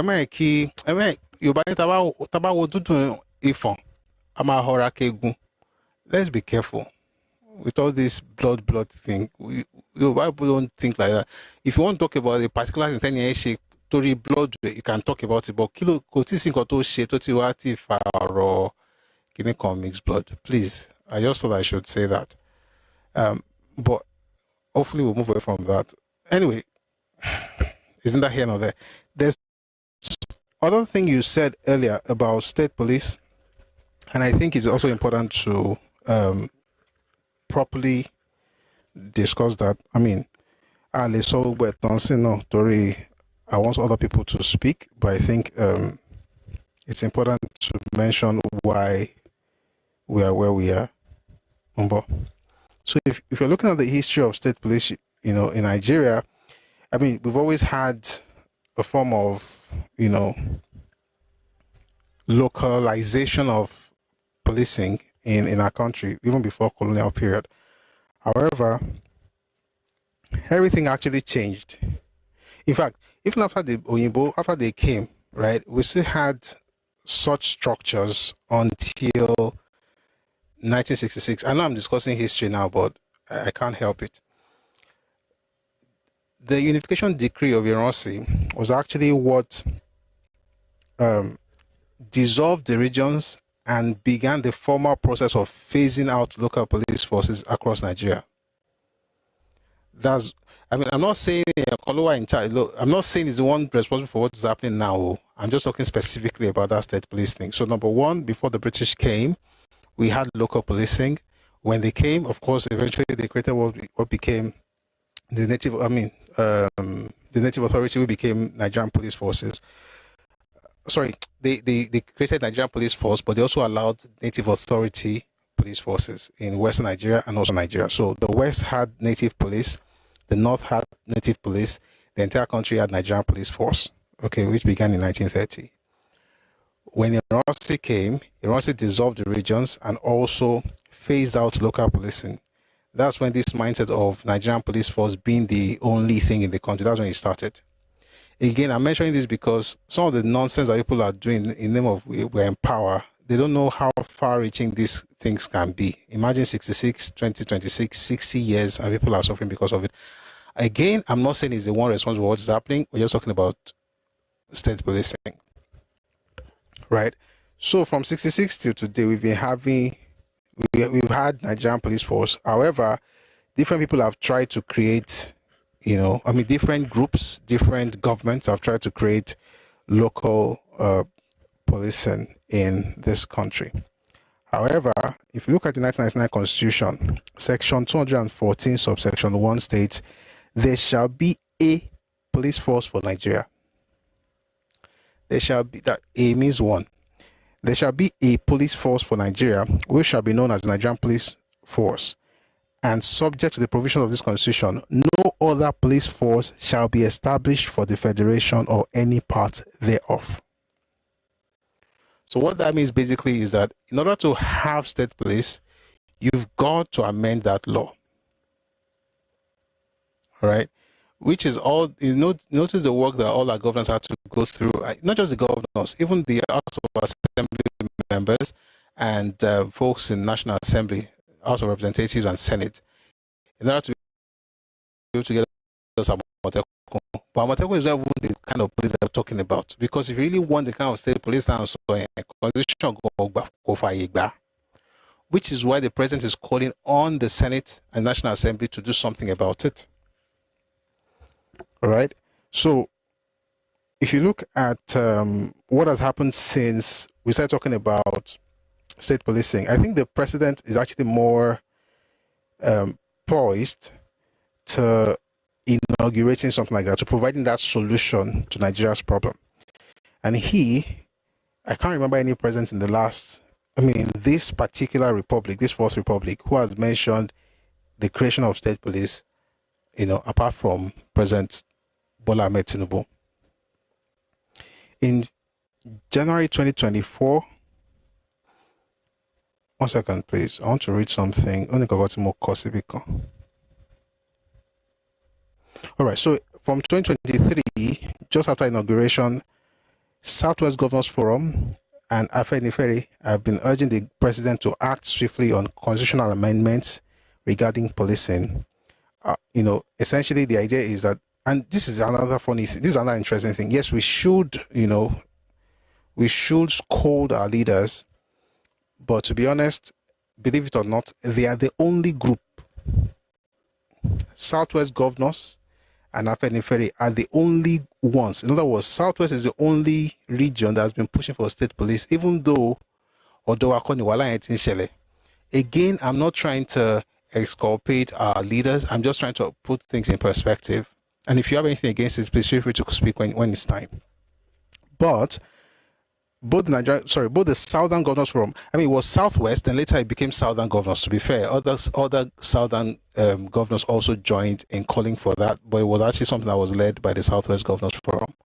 And of course, other Southern governors also joined in that, calling for constitutional amendment. And the reason I'm mentioning constitutional amendment is that from the section section 214, subsection 1, that policy, state policy, without amending the constitution. This 1999 constitution, they need to do something about it though. Anyway, by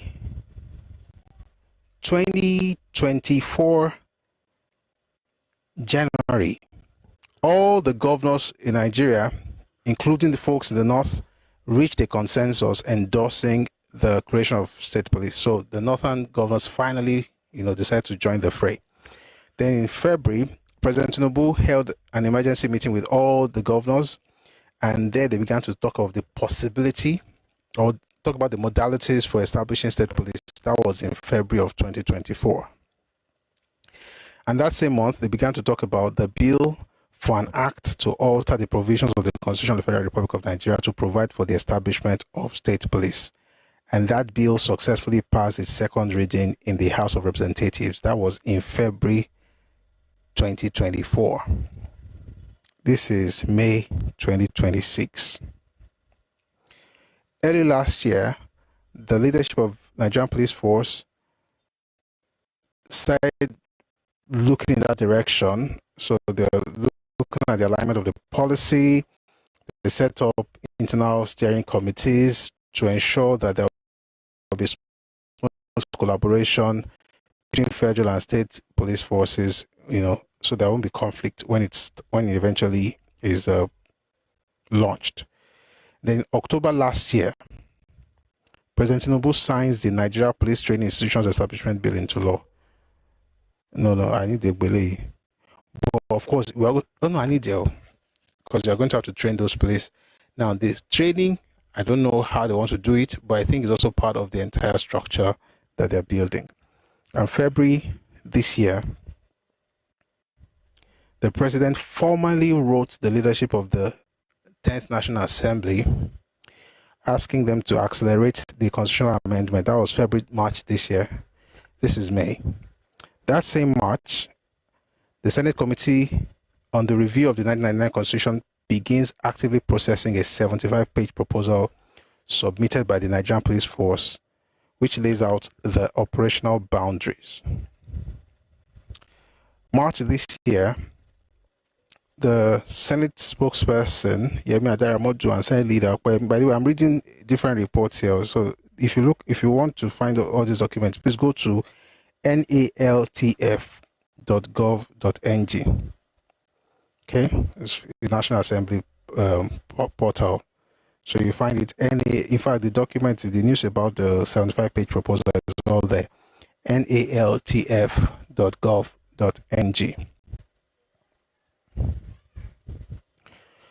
All right, so March this year, the Senate leader and Senate spokesperson announced that the National Assembly aims to conclude and pass the State Police Constitutional Amendment before the end of 2026. In other words, the Senate leader, and Senator Yemi Adaramodu, they both said they are looking at concluding and passing the State Police Constitutional Amendment before the end of this year. All right. Now that what happened today has happened, I don't know if before the end of this year is too abstract. They should be definite. They should be more specific. Before the end of this year could be December 30, 2026. We need it now. All right. Whatever they're doing, they should do fast. Yeah, they need to take their time and everything, but it's important that we actually get the ball rolling. And it's also good, by the way, from what I read earlier, that the bill to establish Nigerian police training schools already passed, and so there'll be 48 police training colleges and schools across Nigeria. I think we read the report here some months ago, talking about all the locations where those schools will be.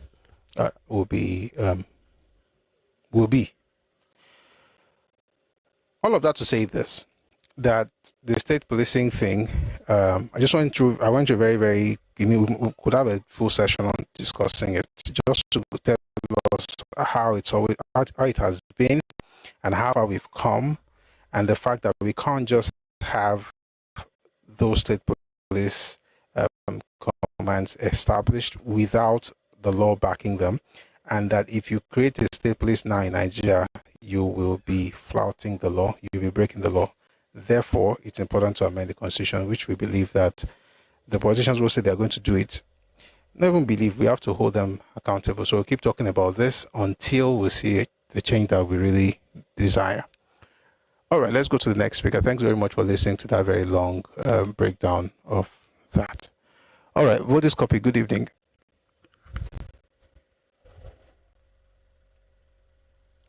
Okay, the person may be away. I think he's probably away from his mic because it's been a minute.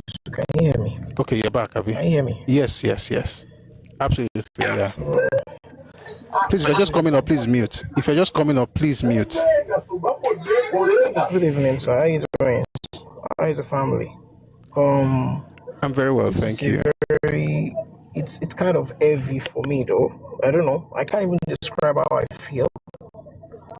But I feel, it's a bit gloomy. And to be honest, this has been this were things I feel like the whole Southwest Commission had seen. We have seen this long time ago. It's been coming, right? Most especially when it hits Ilorin, Kwara State. I mean, we all saw it coming. But unfortunately, we are still caught unawares. I feel like, number one, our government are so desensitized that they practically feel like it's business as usual. And it's unfortunate, right? I heard you say that maybe you were just thinking, you said the moment he declared himself this. So my question is, are we saying that so they have to unalive people to scare him from declaring himself, things like that, like it's like propaganda. But let's get down to the brass tacks. You see,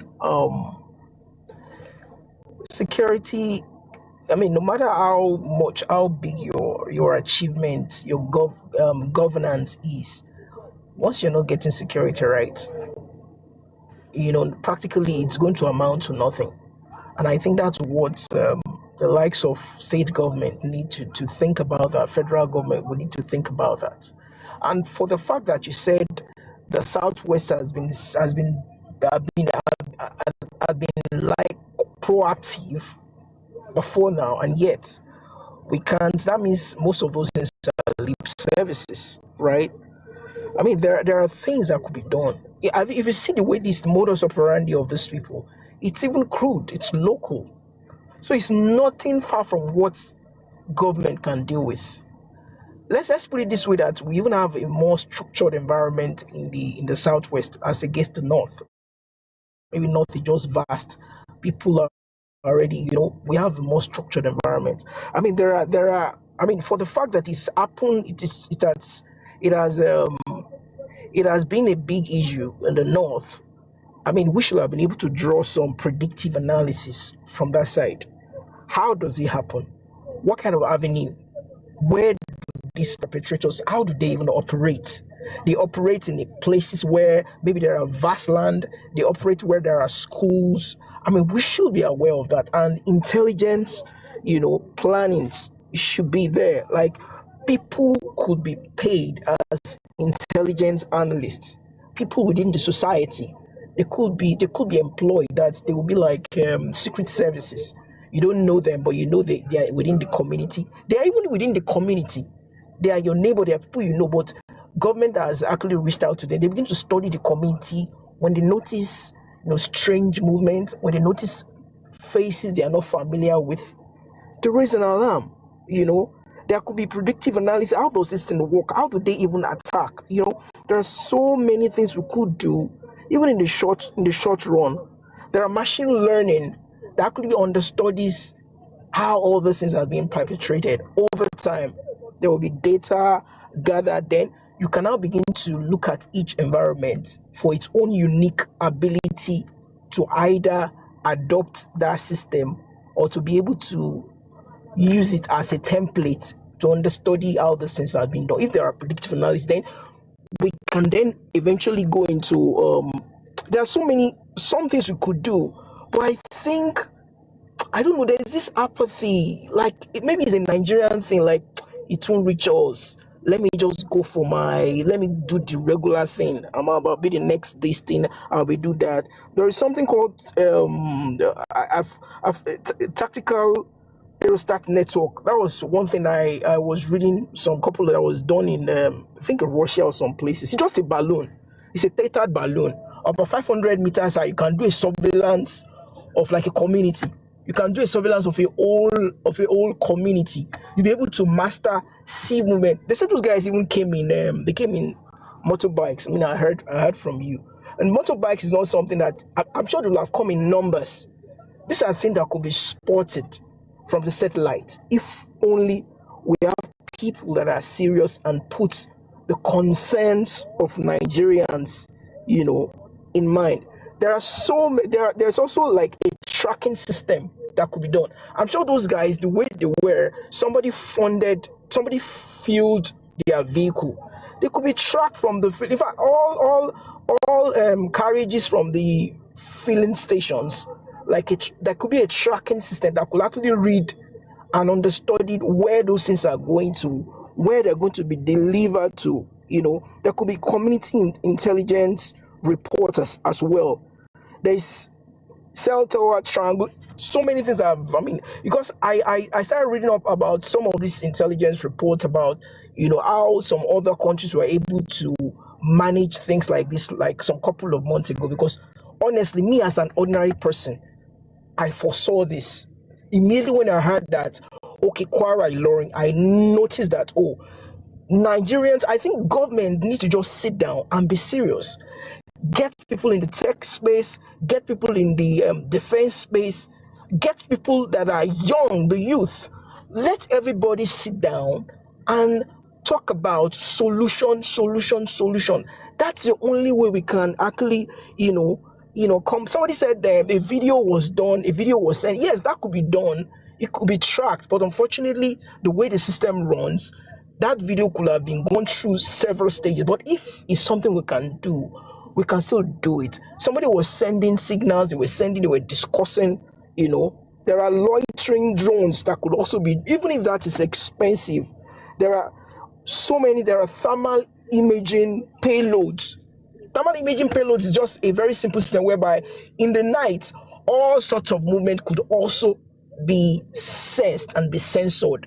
I think if there is anyone that is going to be going to help in opening up the dangers of this thing, I think it's actually the Southwest. And I now believe that our governors, they are just paying lip services. They are not very serious. And I think this is the more reason why I think individuals should be involved in governance.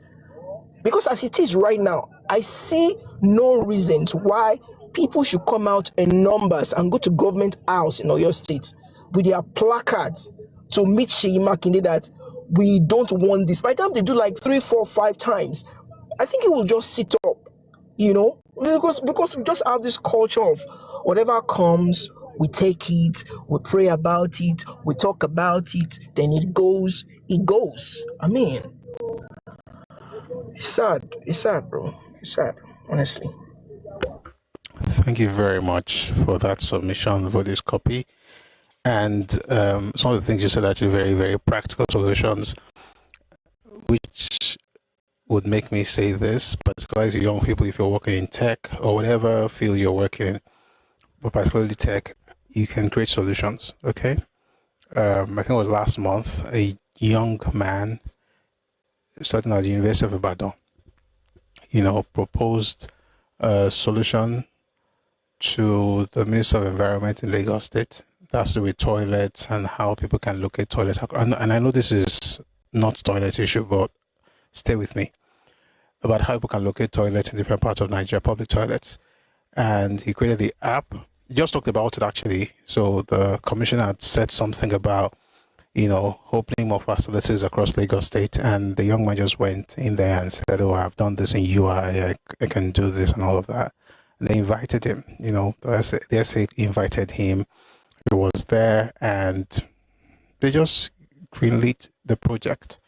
I'm saying that to say that some of the ideas you have, they could just be on your laptop, but you could also, dust them and get them working by proposing them to people that can help you get those things, flying. And I say that to say that a lot of the problems that we also have the local solutions. There are some of us who are inclined to provide solutions in those areas. We shouldn't just, hide our light under the bushel. Let's, show it, talk about it. Even if you want to talk about it on this platform, please feel free to do so.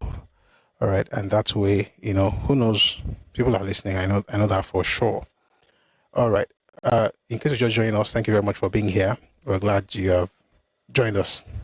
All right. We've been talking about the sad situation in Orire local government of Oyo State. And what happened was that teachers were abducted, and some of the pupils were also abducted, about 46 of them, and also about 7 teachers, including the principal and vice principal. 2 vice principals, they were, abducted by gunmen, and the mathematics teacher was killed and beheaded, which was very gory, and also the Islamic teacher was also unalived, which brings me to this particular stuff. Someone on YouTube, you've got to be very, very careful. I don't know, I know where you're from, and I know that you're not blessed with the capacity to think. You've been repeating this thing over and over again, saying Yoruba Muslims, Yoruba Muslims. You are dull, you're very dumb. The Islamic teacher that was killed, is he from your family house? It's not a Yoruba Muslim. Just stop being stupid. What do you mean Yoruba Muslim are the problem? Are they the one? Who are these? If I talk, I don't want to talk to you, because if I talk, there's no way I'm not going to talk to your parents. What kind of people are this? It's not a religious issue. It's a security issue. The ones killing themselves in the north, are they not Muslims killing Muslims too? I don't know why certain people in Nigeria cannot have a conversation without. Meanwhile, in their father's house, they are killing themselves, by the way. The people killing themselves and the people being killed are all from the same ethnicity. They are even all Christians. So let me just block you, because if I speak now, I'm going to say something very bad. Because now you're saying that your parents are, what, let me not just say it. I'll just block you, because it might be the, no, I don't like blocking people. I'll put you on timeout. Just send you to the naughty corner. I don't know, people are just insane in this country. So you now begin to shout, "Oh, he's my brother who is clinical, who is also suffering like you," but begin to attack that one. Someone says Igbos are jubilating about your attacks. The ones talking on this to all Igbos, I've been seeing their comments now. I just don't want to talk about it, but this particular one. But wait though, if it's not that you're cursed, why would you be happy that folks are being killed in their land? It's a sign that you are cursed. Why on earth would you be celebrating that something terrible is happening to other people? You're cursed. And these days, when I say people are cursed, I'm not even cursing them all. I'm not even declaring curses on them. I'm just telling you my observation. Like, this person is moving like a cursed person.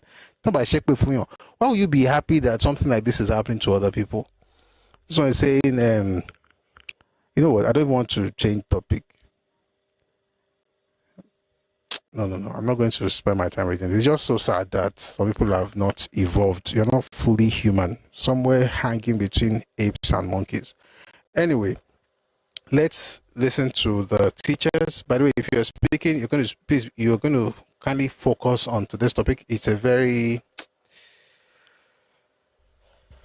sad thing. So let's not go out of topic. But just before the next speaker, I'll play you the clip where we have the teachers in the Women's Shop protesting and demanding for the release of their colleagues and the pupils who have been abducted by the government. Please take a listen to this.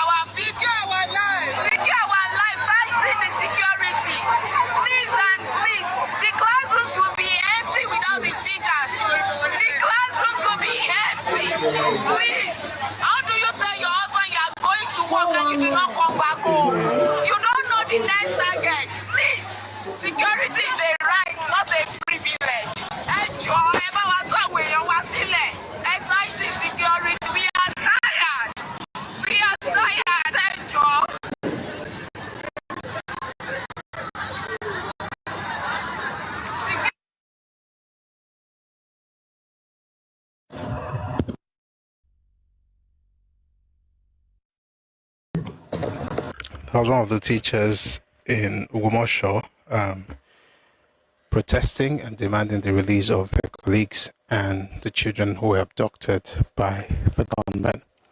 We're going to listen to some other folks and their submissions. Please keep it short and keep it clean, and kindly, please be measured. All right, please don't go overboard. I get it that people are angry, but let's just keep it measured. All right. So the next speaker will be Oyebola. Good evening, Oyebola. Good evening, everybody. Good evening. Yeah, my name is Yorubaland. So yeah, just want to contribute to the today's topic. I've been listening to each and every speakers that have spoken fantastically well. So I just have a few comments that I just wish to contribute. So the first one is about state police. Yeah, I think state police is very important. Local police is very important because someone like me living in this side of the world. So my first experience, like living in Canada, is experiencing local police. You know, so every city have their police. Smaller cities have the federal police, like taking care of them, like RCMP. The smaller towns, RCMPs are there. Bigger cities have their own, like police for their cities, like okay, city of Edmonton have their police, city of Calgary, Toronto, you know. So I think that should be expedited, right, to make sure that locals, they know themselves. So when you see strangers, we will be able to like say, okay, this person is coming in. It's not if somebody that is being transferred from maybe from Meduguri that is working as a police in Ogun State. How much can that person know? It's just there to like to make his money, like to make his salary, right? And there won't be this sense of belonging, sense of ownership, right? Especially maybe if they want to be doing transferring of police, they should be transferring people within the locality where they understand their local language. Like somebody being transferred from like Lagos to Oyo State, we still like at least we still understand the culture, understand even if anything is going on with science, you could be able to say, oh, something like this is going on. I can be able to use this as part of my intelligence, right? Right. So that is, we can't even over explain how what contribution state police will do to us. So, and now we have the advantage that we have like somebody from Southwest that is in. I don't think somebody like it's an advantage for us now that somebody from Southwest in the hands of our affair that they should expedite this so that we have state police, and that is about state police. Then the second topic is about people complaining about Sheyi Makinde being calm. Well, I don't know how better he can. He's a leader in the state.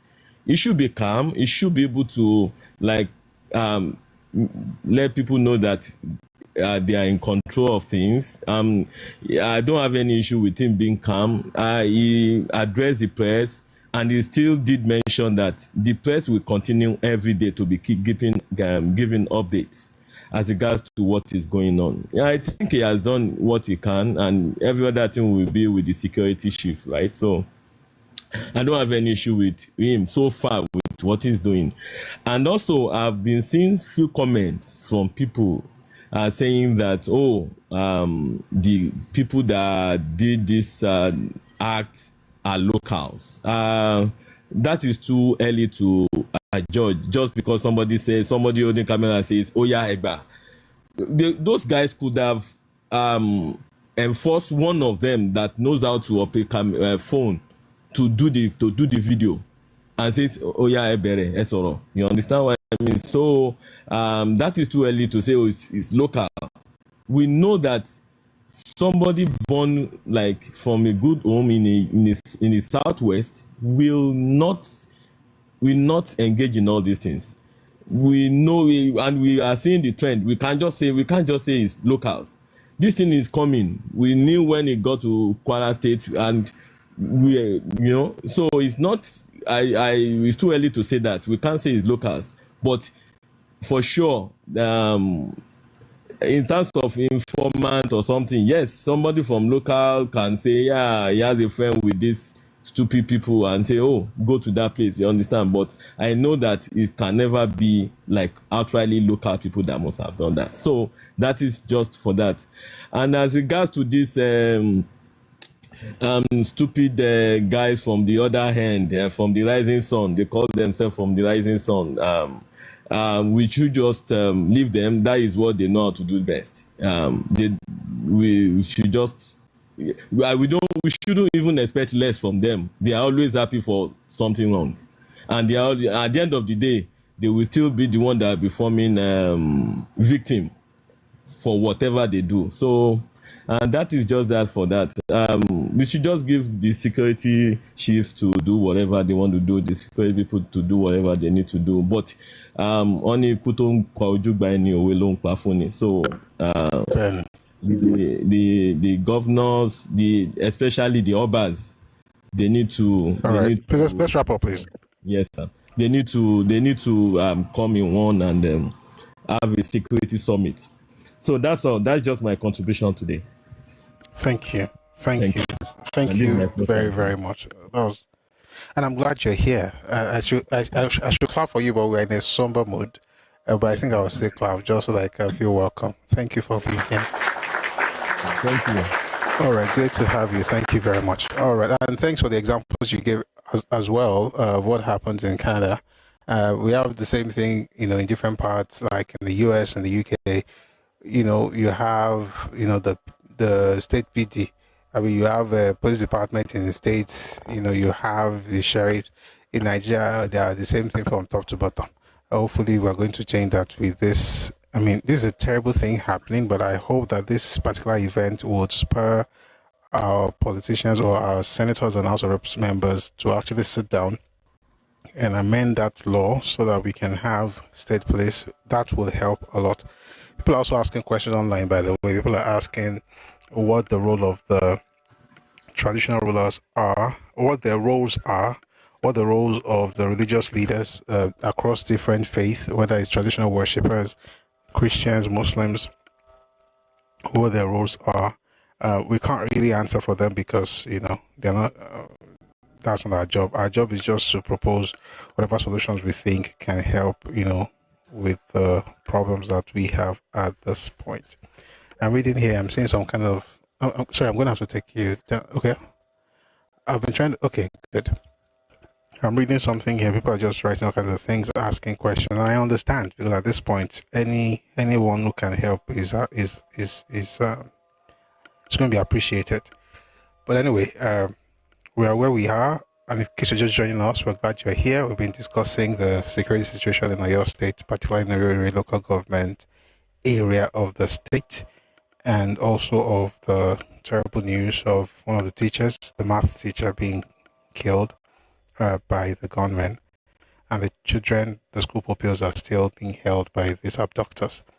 And we're calling on government to do all they can. We read earlier the president talking about the plans that they have and the things that they are doing already with Nigerian Army, Nigerian Police Force, the forest guards, they call them, they have a name for them, and of course Amatekun. Everybody's, I mean, all hands are on deck, but we also want to make sure that we keep them on their toes.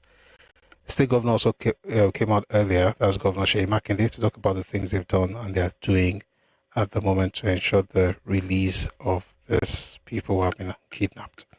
All right, we're going to have two more speakers before we call it a day today.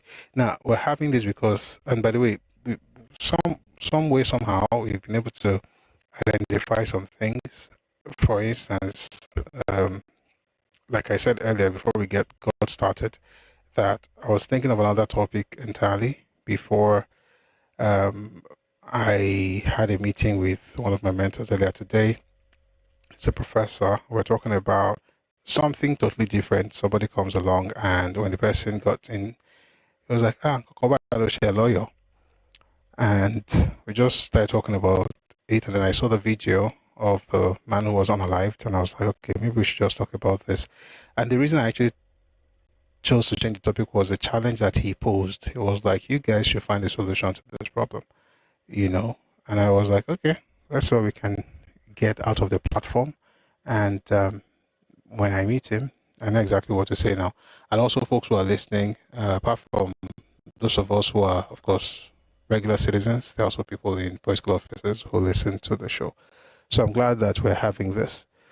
All right, so we're going to go to the next speaker now. Again, let's keep it short. Let's keep it measured, right, and constructive. And I'm sure we all understand. So we're going to go to the next speaker. That will be Mimi Jose. Good evening, Mimi Jose. I'm not pronouncing the Jose correctly. Is it Jose or Josie? Can you unmute? Click on the mic icon. Can you see it? Okay. While she's trying to find out, maybe we should go to Abatunde Okoli, and then we'll have Mimi afterwards. Yes, sir. Good evening, Mr. Abatunde. Yes, sir. Ẹkáàbọ. It's Colombo Adelere fún ọmọ àti àwọn ènìyàn ipa. And may God help us to release our children and our colleagues and aunties and brothers to home. First of all, the young man, because he sounded like that, there's a young chap who spoke and very eloquently about women like carry and prefer solutions, not just to come and complain. And he was talking about the technology, introducing a solution through technology way. Because I don't know, I'm a layman when it comes to technology, but all the things the guys spoke about, I would love you, interject, interject. Motivate a good prophet, anything privately. Because most of the things he revealed are very, very, very important and should be coded information. So in case of next time, particularly so that Kelly could do or the solutions like that are supposed to be known by those who are going to use it. Then the second thing about people who were complaining about Sheyi Makinde being calm and what do we expect? He's governor, he's the leader. Toba long panic, then he's just going to add, to the pressure He's just supposed to calm everybody down. He has to calm everybody down by being calm himself. So that's I don't know what they expect him to do. And then 2, 3, I know that what Professor spoke about too, trying to comment in your who was okay that looking at the issue from another point of view, which is there have a caution on the area of religion. Yes, we are only like to caution from the area of religion, but at the end of the day, let us take a look at this from different angles. Only one political enemy, different mastermind the killing, or those of Kamal Tumbagbe. There's also governorship election coming up in Oyo State, particularly with the involvement of my brother and friend Oriyomi Hamzat. If personally, most of the program, I will go the other day. But the way the is a politician to do that. If you want to Oriyomi, are you confused? Oriyomi, I don't want to mention the other guys. Only your kan to allow your state to be I don't want to background. They buy me. I don't want background. You want me to okay, yeah. Sorry, Jerry. Yeah. All right. So only your color yourself to be a carry. I mean, me federal any come on the market. But Oriyomi is that kind of person. I may be wrong, Shao, but I don't think so. Oriyomi to contest anybody to I will program that even right from when he started from on Facebook, radio station, and all of that. Though he's been very tactical about it, even till now to contest, come out sort of publicly, I have no apology. The politician man, he's no more a Muslim than my boss Tinubu. Tinubu is a staunch Muslim, but you can't see it in his face. It's not possible. It's a long time. Waste time. Okay, no problem. The invitation of Gumi. Gumi, who came to Ibadan, that they hosted Ibadan recently. And how did I know you were going to talk about Gumi, that it was in that event? Exactly. So how exactly? So how? Any he doesn't know me that. I know. There's not like Oriyomi said this. Let me talk briefly. I'll give you time. All right.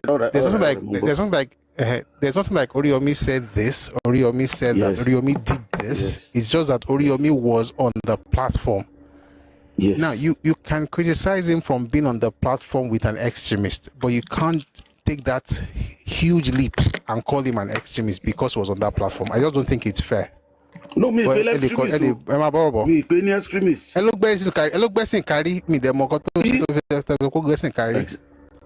will explain that. If you waste time telling me, I will explain that.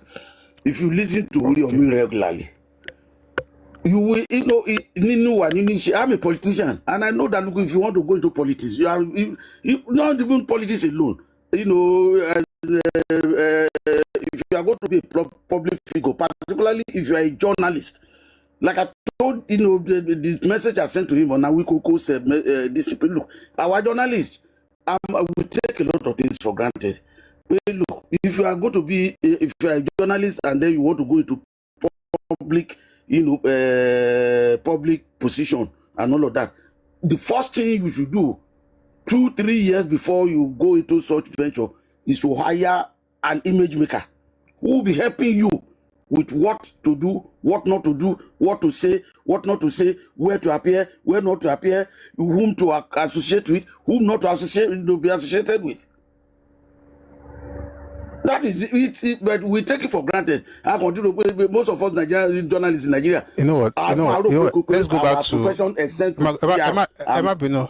Let's go back to the topic because sincerely, nobody. Him appearing at that. Oriyomi only sọ fún pé òun mọ what kind of image tí Gumi caught in Nigeria on no level. If I can be more Nigeria to the image maker Oriomi, on no ground will I ever allow him to be, 1,000 miles to where that guy is going to be. Because Mr. Coley, let's get back to Mr. Coley. Mr. Coley. Okay. Let's get back on topic. Sincerely, nobody is going to explain to me how he became an extremist. That's the truth. And I don't think it's fair. Again, I'm not holding brief for him. I don't know him. He doesn't know me. But I don't think it's fair to then call him an extremist or say, because he was on that platform. It was not even somebody says it's wrong that he hosted Gumi. He was not even the host. He was not the host. Is it wrong that he sat on that platform? Of course, because it's like association. What to carry Baba and say.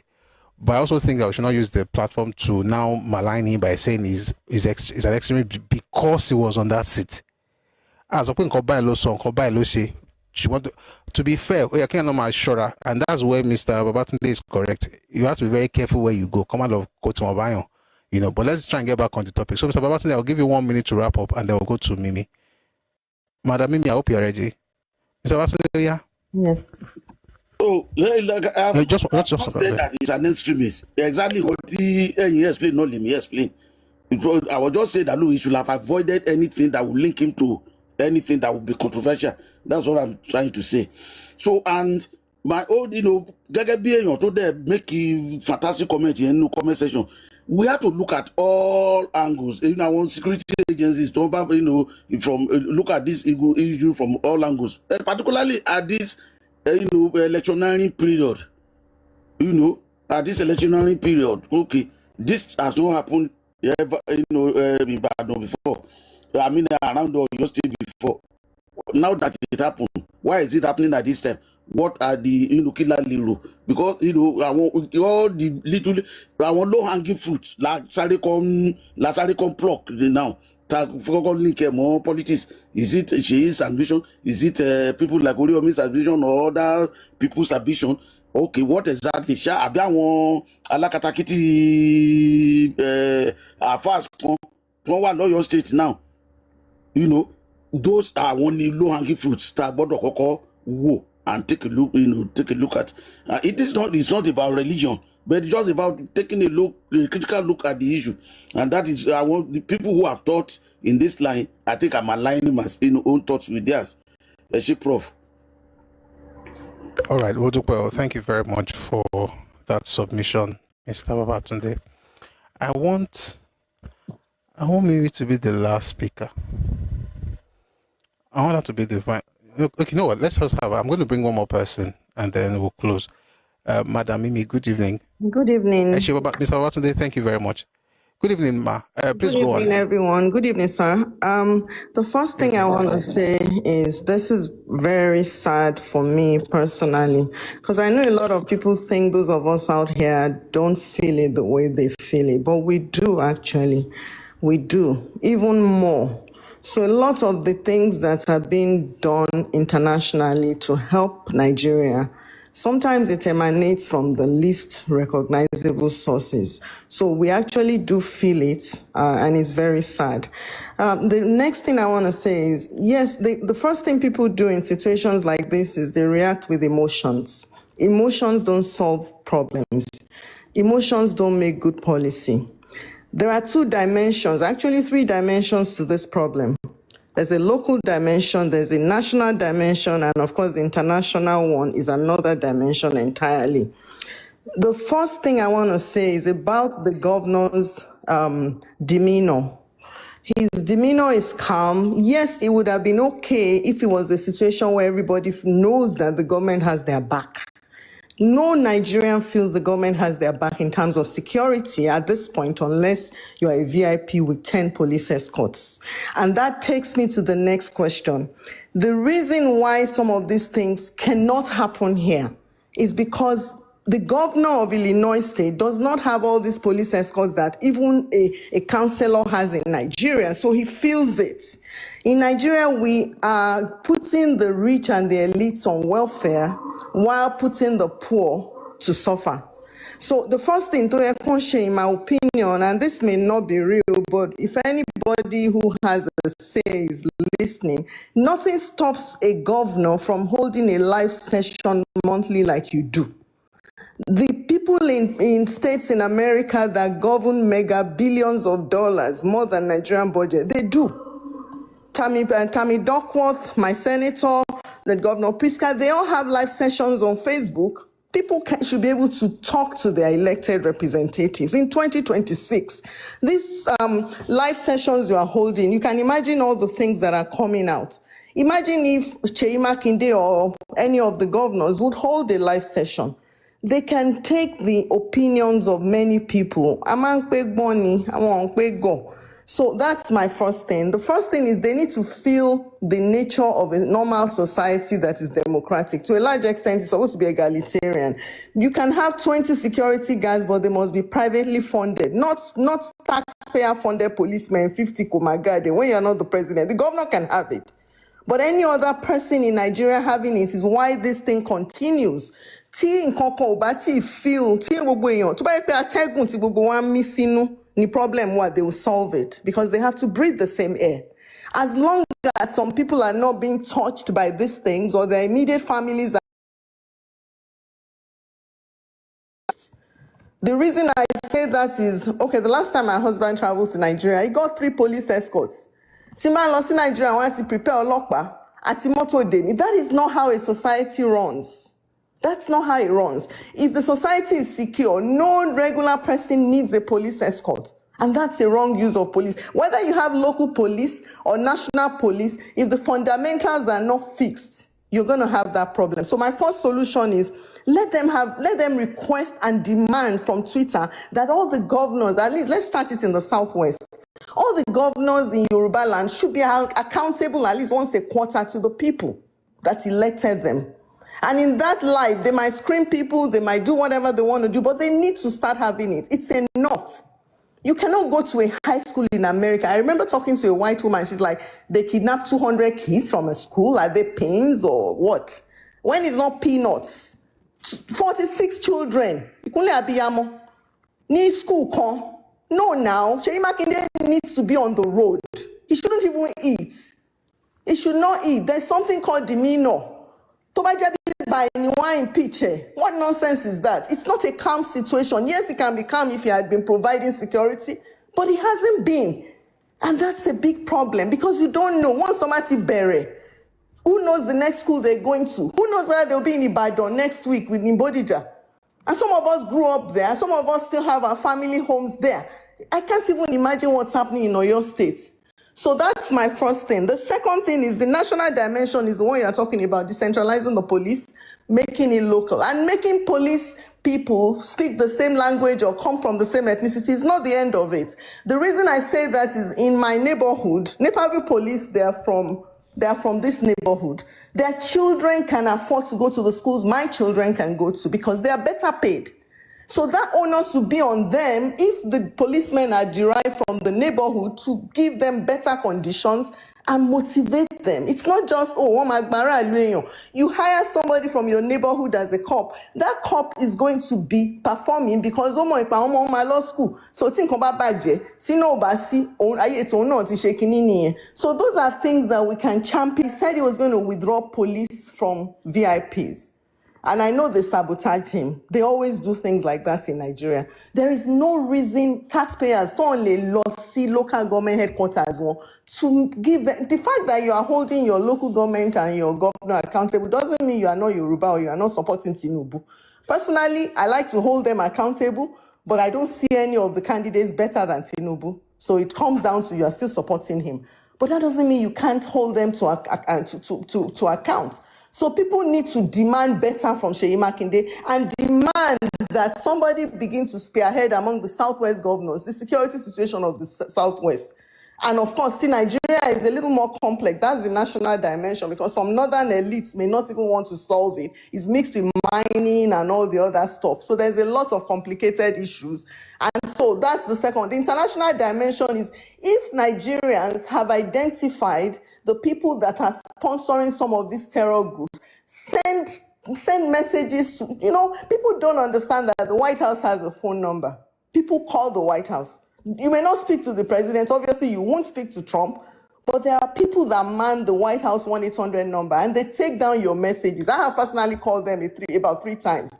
So my point is, people need to start demanding. Twitter is not for nothing. You see Elon Musk engaging. You see Trump, through social. It's because they understand that politicians' the best tool of a good politician is a social media space that is very alive. It's not for what some Nigerians use it for. It's for this kind of thing. So people should go on Tinubu's Twitter page, even on the Twitter pages of the other governors in Yorubaland, and demand a town hall and demand, proper solutions in their DMs, demand town halls, hold them accountable. This must not happen again.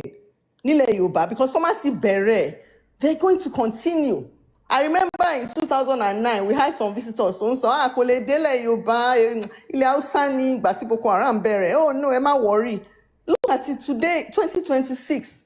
Ó ti délẹ̀ Yorùbá láti ìgbà tó ti dé Kwara. I know I have a friend from Areago in Kwara State that said that gbogbo èèyàn nílùú wọn lè lọ sí farm for the past 1 year. That's how bad it is. So for me, it's like tí kú bá ń pojú gbẹ̀ ẹni lò tó ń pòwe fún yàn. But Nigerians typically don't care unless something touches them. And the way you can make sure it touches the VIPs in quotes in Nigerian society is to demand that they withdraw taxpayer-funded police. Nobody is saying they shouldn't have security. Like musicians, Davido has bouncers, but one only bouncer. They can go and hire private security firms. No taxpayer money should be going towards 20 policemen in a truck for one person. The reason is that that's why we don't even have enough police. And if you have local police and the mentality continues, they will allocate, because I only want welfare, not the Nigerian people. It's the opposite of normal societies. The poor are supposed to be on welfare. The VIPs are on welfare in Nigeria. They will allocate the local police again to themselves. So, police station, that is wrong. That's an upside-down society, in my opinion. So, for me, this cannot wait until they implement local police. The first thing is people honestly should go on Twitter. I started being active on Twitter again last week because what you sue me, people have to go on Twitter and whatever social media online. Go and demand that your governor, your state senators, hold live sessions every quarter. That's the only way you can be able to give them correct feedback. But when they're insulated, Ṣèyí Tinubu Ṣèyí Mákindé wants his business. See how we ban lost ọjà àwọn máa kọ́ ọlọ́pàá tẹ̀lé. Ọlọ́pàá tó yẹ kó wà ní police station ní Bódìjà gbogbo wọn ló máa wà nínú bọ́ọ̀sì tẹ̀lé VIP. How are you supposed to police the society? Even if it's local police and these fundamentals don't change, that the rich must be taken off welfare in Nigeria. Nobody's calling for a revolution. We're just saying we need a more egalitarian society. And if they know what's good for them, see Southwest, they'll do the right thing. The reason is because the reason why some Western countries are careful with displays of conspicuous consumption. One more, quality shirts. To just pay $5,000 ni bon ni jẹ́ kó ní brandy bí Lorena bí Gucci. They don't carry billboards because they don't want their masses to know what they have. The time has come for Nigerian elites to stop the conspicuous consumption and in your face stealing. So we want you to be subdued about it. You're not going to use taxpayer-funded policemen. You go and hire your security companies like no taxpayer-funded cops should be used to protect them. Once that happens and they know they cannot say, you will see how things will change when they know it could be their relatives that will be affected. Nobody likes that. So that's my thing is, town halls with just security.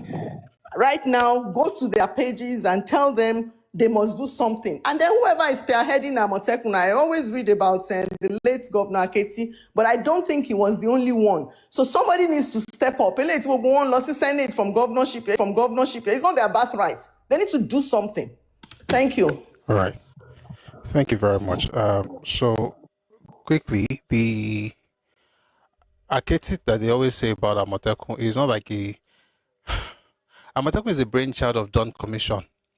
Okay, Dawn Commission is development agenda for Western Nigeria, but then Aketi was the chairman of the Southwest Governors Forum at the time that the Southwest worked towards implementation of the Western Security Network, which you Tamandakwe as Amotekun. So whoever is I think it's Babajide Sanwo-Olu that's the chairman of the forum at the moment, But of course, there's so much that still needs to be done. Thank you very much for your submission and brilliant piece.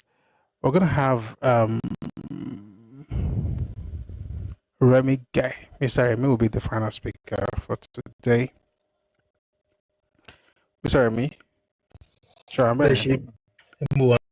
bẹ ṣe mí bẹ ṣe rúrúkú bẹ ṣe mí bẹ ṣe porúkọ mi yẹn mi ìdájà alẹ lẹ́nu I'll be mo bẹ ṣe mí pé wàhálà dé no mi dẹ̀ á rò bẹ́ẹ̀ o funny enough mi rò bẹ́ẹ̀ ọjọ́ last week mo rò bẹ́ẹ̀ but lónìí mi rò bẹ́ẹ̀. No, I mean today is the Sunday ẹ pẹ̀lẹ́ sá ẹ ṣe gbogbo ilé ìtẹ̀ ń ṣe fún wa Ọlọ́run á máa ràn yín lọ́wọ́ àti family yín.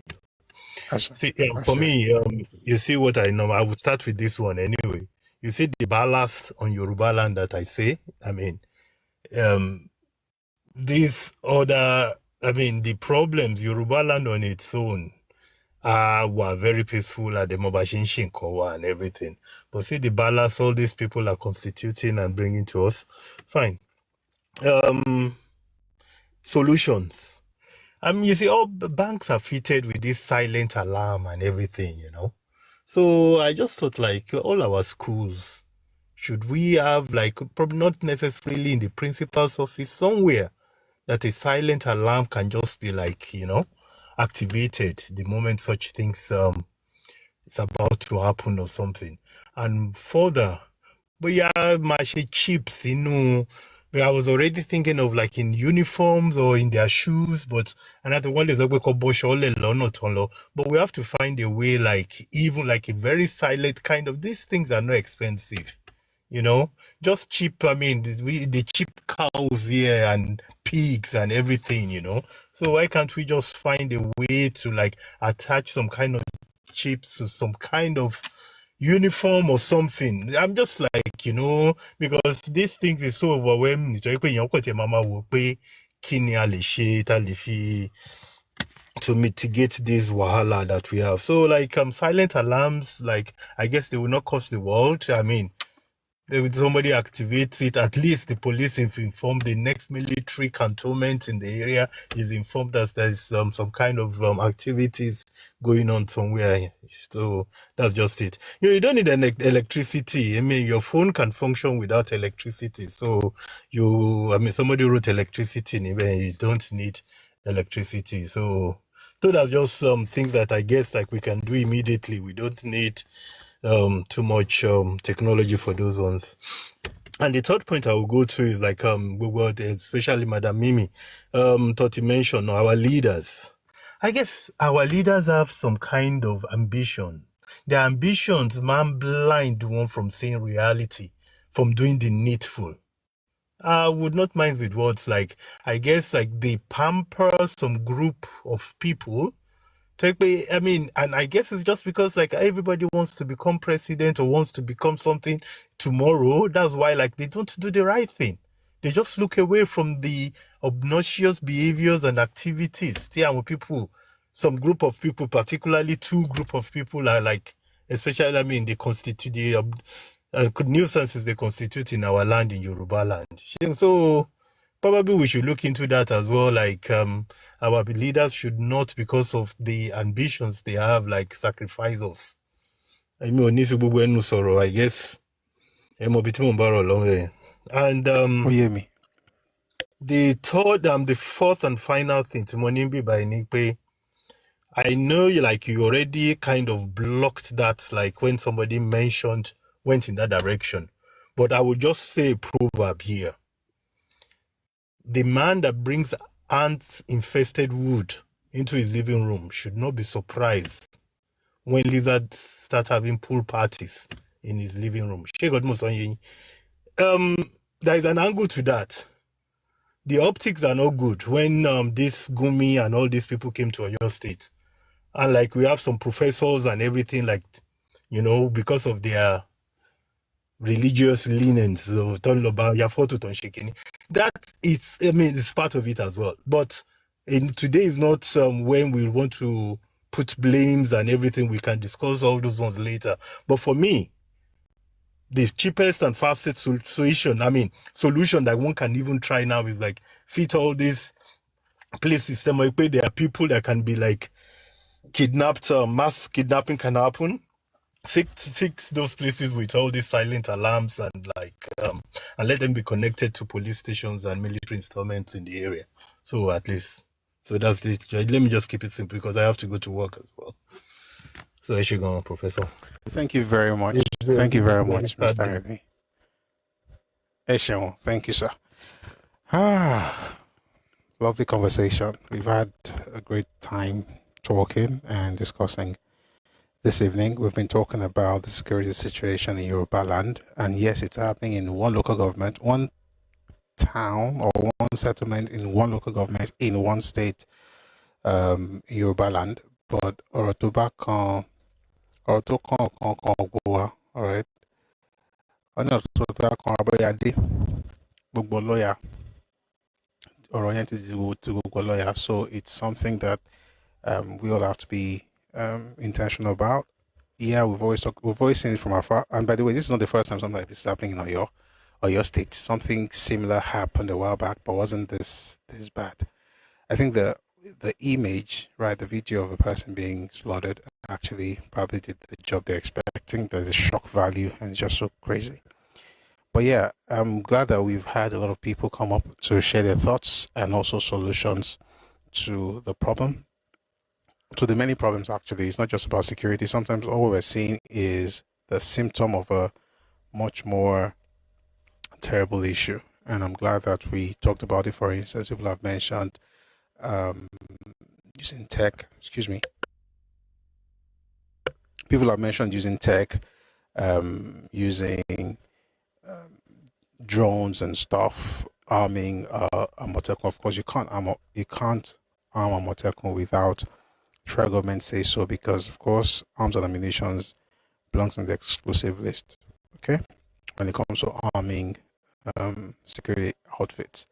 But of course, there's also conversation about creation of state police, which would be what will happen if we have the Constitution of Nigeria amended to allow for the creation and the establishment of such outfits. So we're looking forward to folks in the National Assembly to work on the constitutional amendment so that we can have what we need to be able to secure our spaces. But of course, we also heard about the need for our politicians to be more proactive, right? We don't have to see problems before we react. We can plan. We can look ahead and say, okay, based on MBB at BEO, this thing might happen here. So these are we're going to mitigate. These are the mitigating, actions we're going to put in place to ensure that that thing doesn't happen, in our area. So hopefully we have our governors, work in that. Excuse me. Yeah, work in that light, so that they're able to plan long before the events happen. And now that the events have happened, we also want them to be, to get busy. And this is not just about your state. This is not just about Oyo. Yes, it's happening in your state, but it's something that every state in the Southwest has to think about, whether it's Lagos, Ogun, Oyo, Ondo, Ekiti, Osun. Everybody has to begin to say, okay, kila mash is after all right. Of course, we also talked about how our politicians need to also engage, the citizenry, even if it's once a quarter or once a month. They're able to ask questions. They're able to talk to people and know exactly how people. They're able to feel the temperature in the room, so to speak. Okay, so we're hoping that all these things that we've talked about, will be things that we'll see, particularly in the next dispensation. Thank you very much for being part of today's session. It's been a bit measured, very tempered, but it's because of the thing we're discussing. Tomorrow, we're going to be here again at 4 p.m. Ife time, West African time, and we'll have a great time together. We'll be discussing things that have to do with history, culture.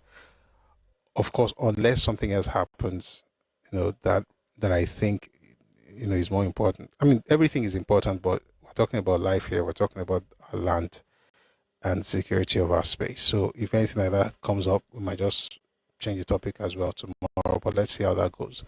So Tuesday, 4 p.m. Ife time, West African time, please join us on this platform.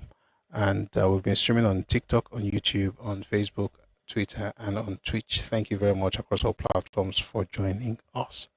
I'd have loved to read more comments, but I'm sure we got a feel of, all those fantastic people sharing their thoughts with us today. So we're going to call it a day now. But before we go, we're going to listen to our anthems. All right, we'll play anthems, 2 anthems here every day.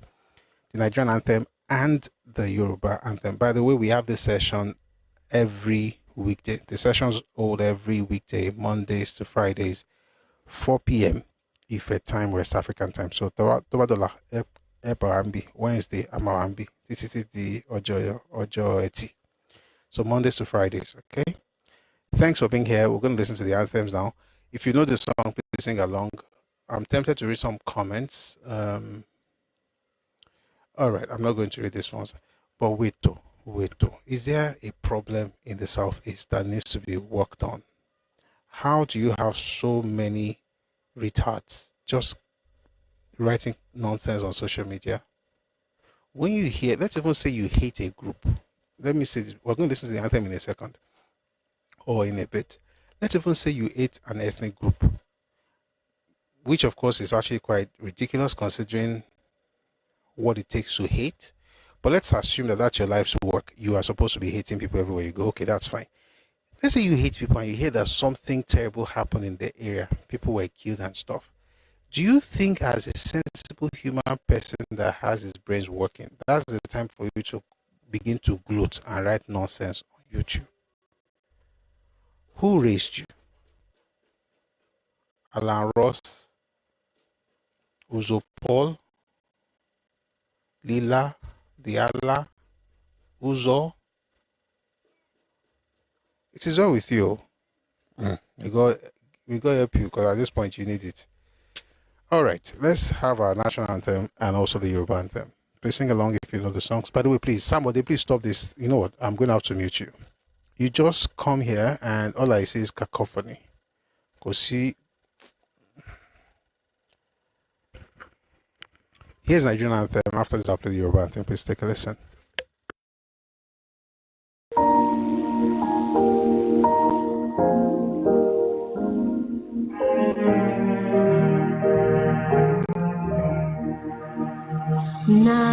Nigeria, we hail thee, our own dear native land. Though tribe and tongue may differ, in brotherhood we stand. Nigerians all are proud to serve our sovereign motherland.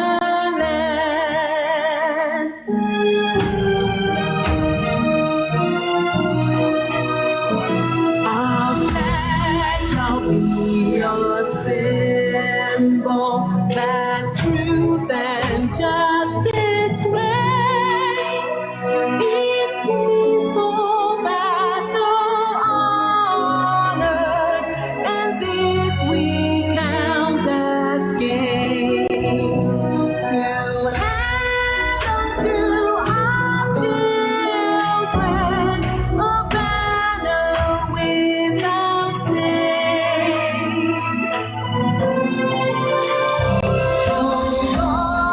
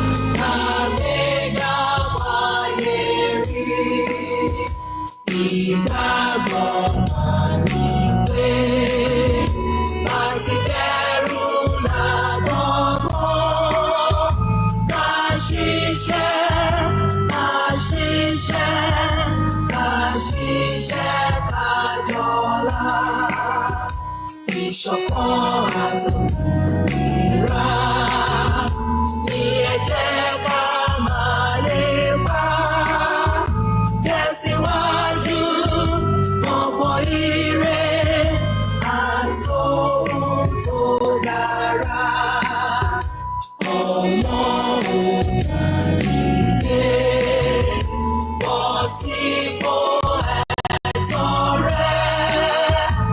Ìwọ ni ìmọ́lẹ̀ gbogbo adúláwọ̀. Àwa ni ìmọ́lẹ̀ ògo adúláwọ̀, ìmọ́lẹ̀ wo ni wọ́kùn lágbára Ọlọ́run. Ilẹ̀ Yorùbá ò ní bàjẹ́ o, ilé ẹwọ náà ò ní bàjẹ́, Nàìjíríà náà ò ní bàjẹ́. Nǹkan tó jẹ́ bí kùjẹkùjẹ nínú ọ̀rọ̀ wa, Ọlọ́run bá wa tún ṣe.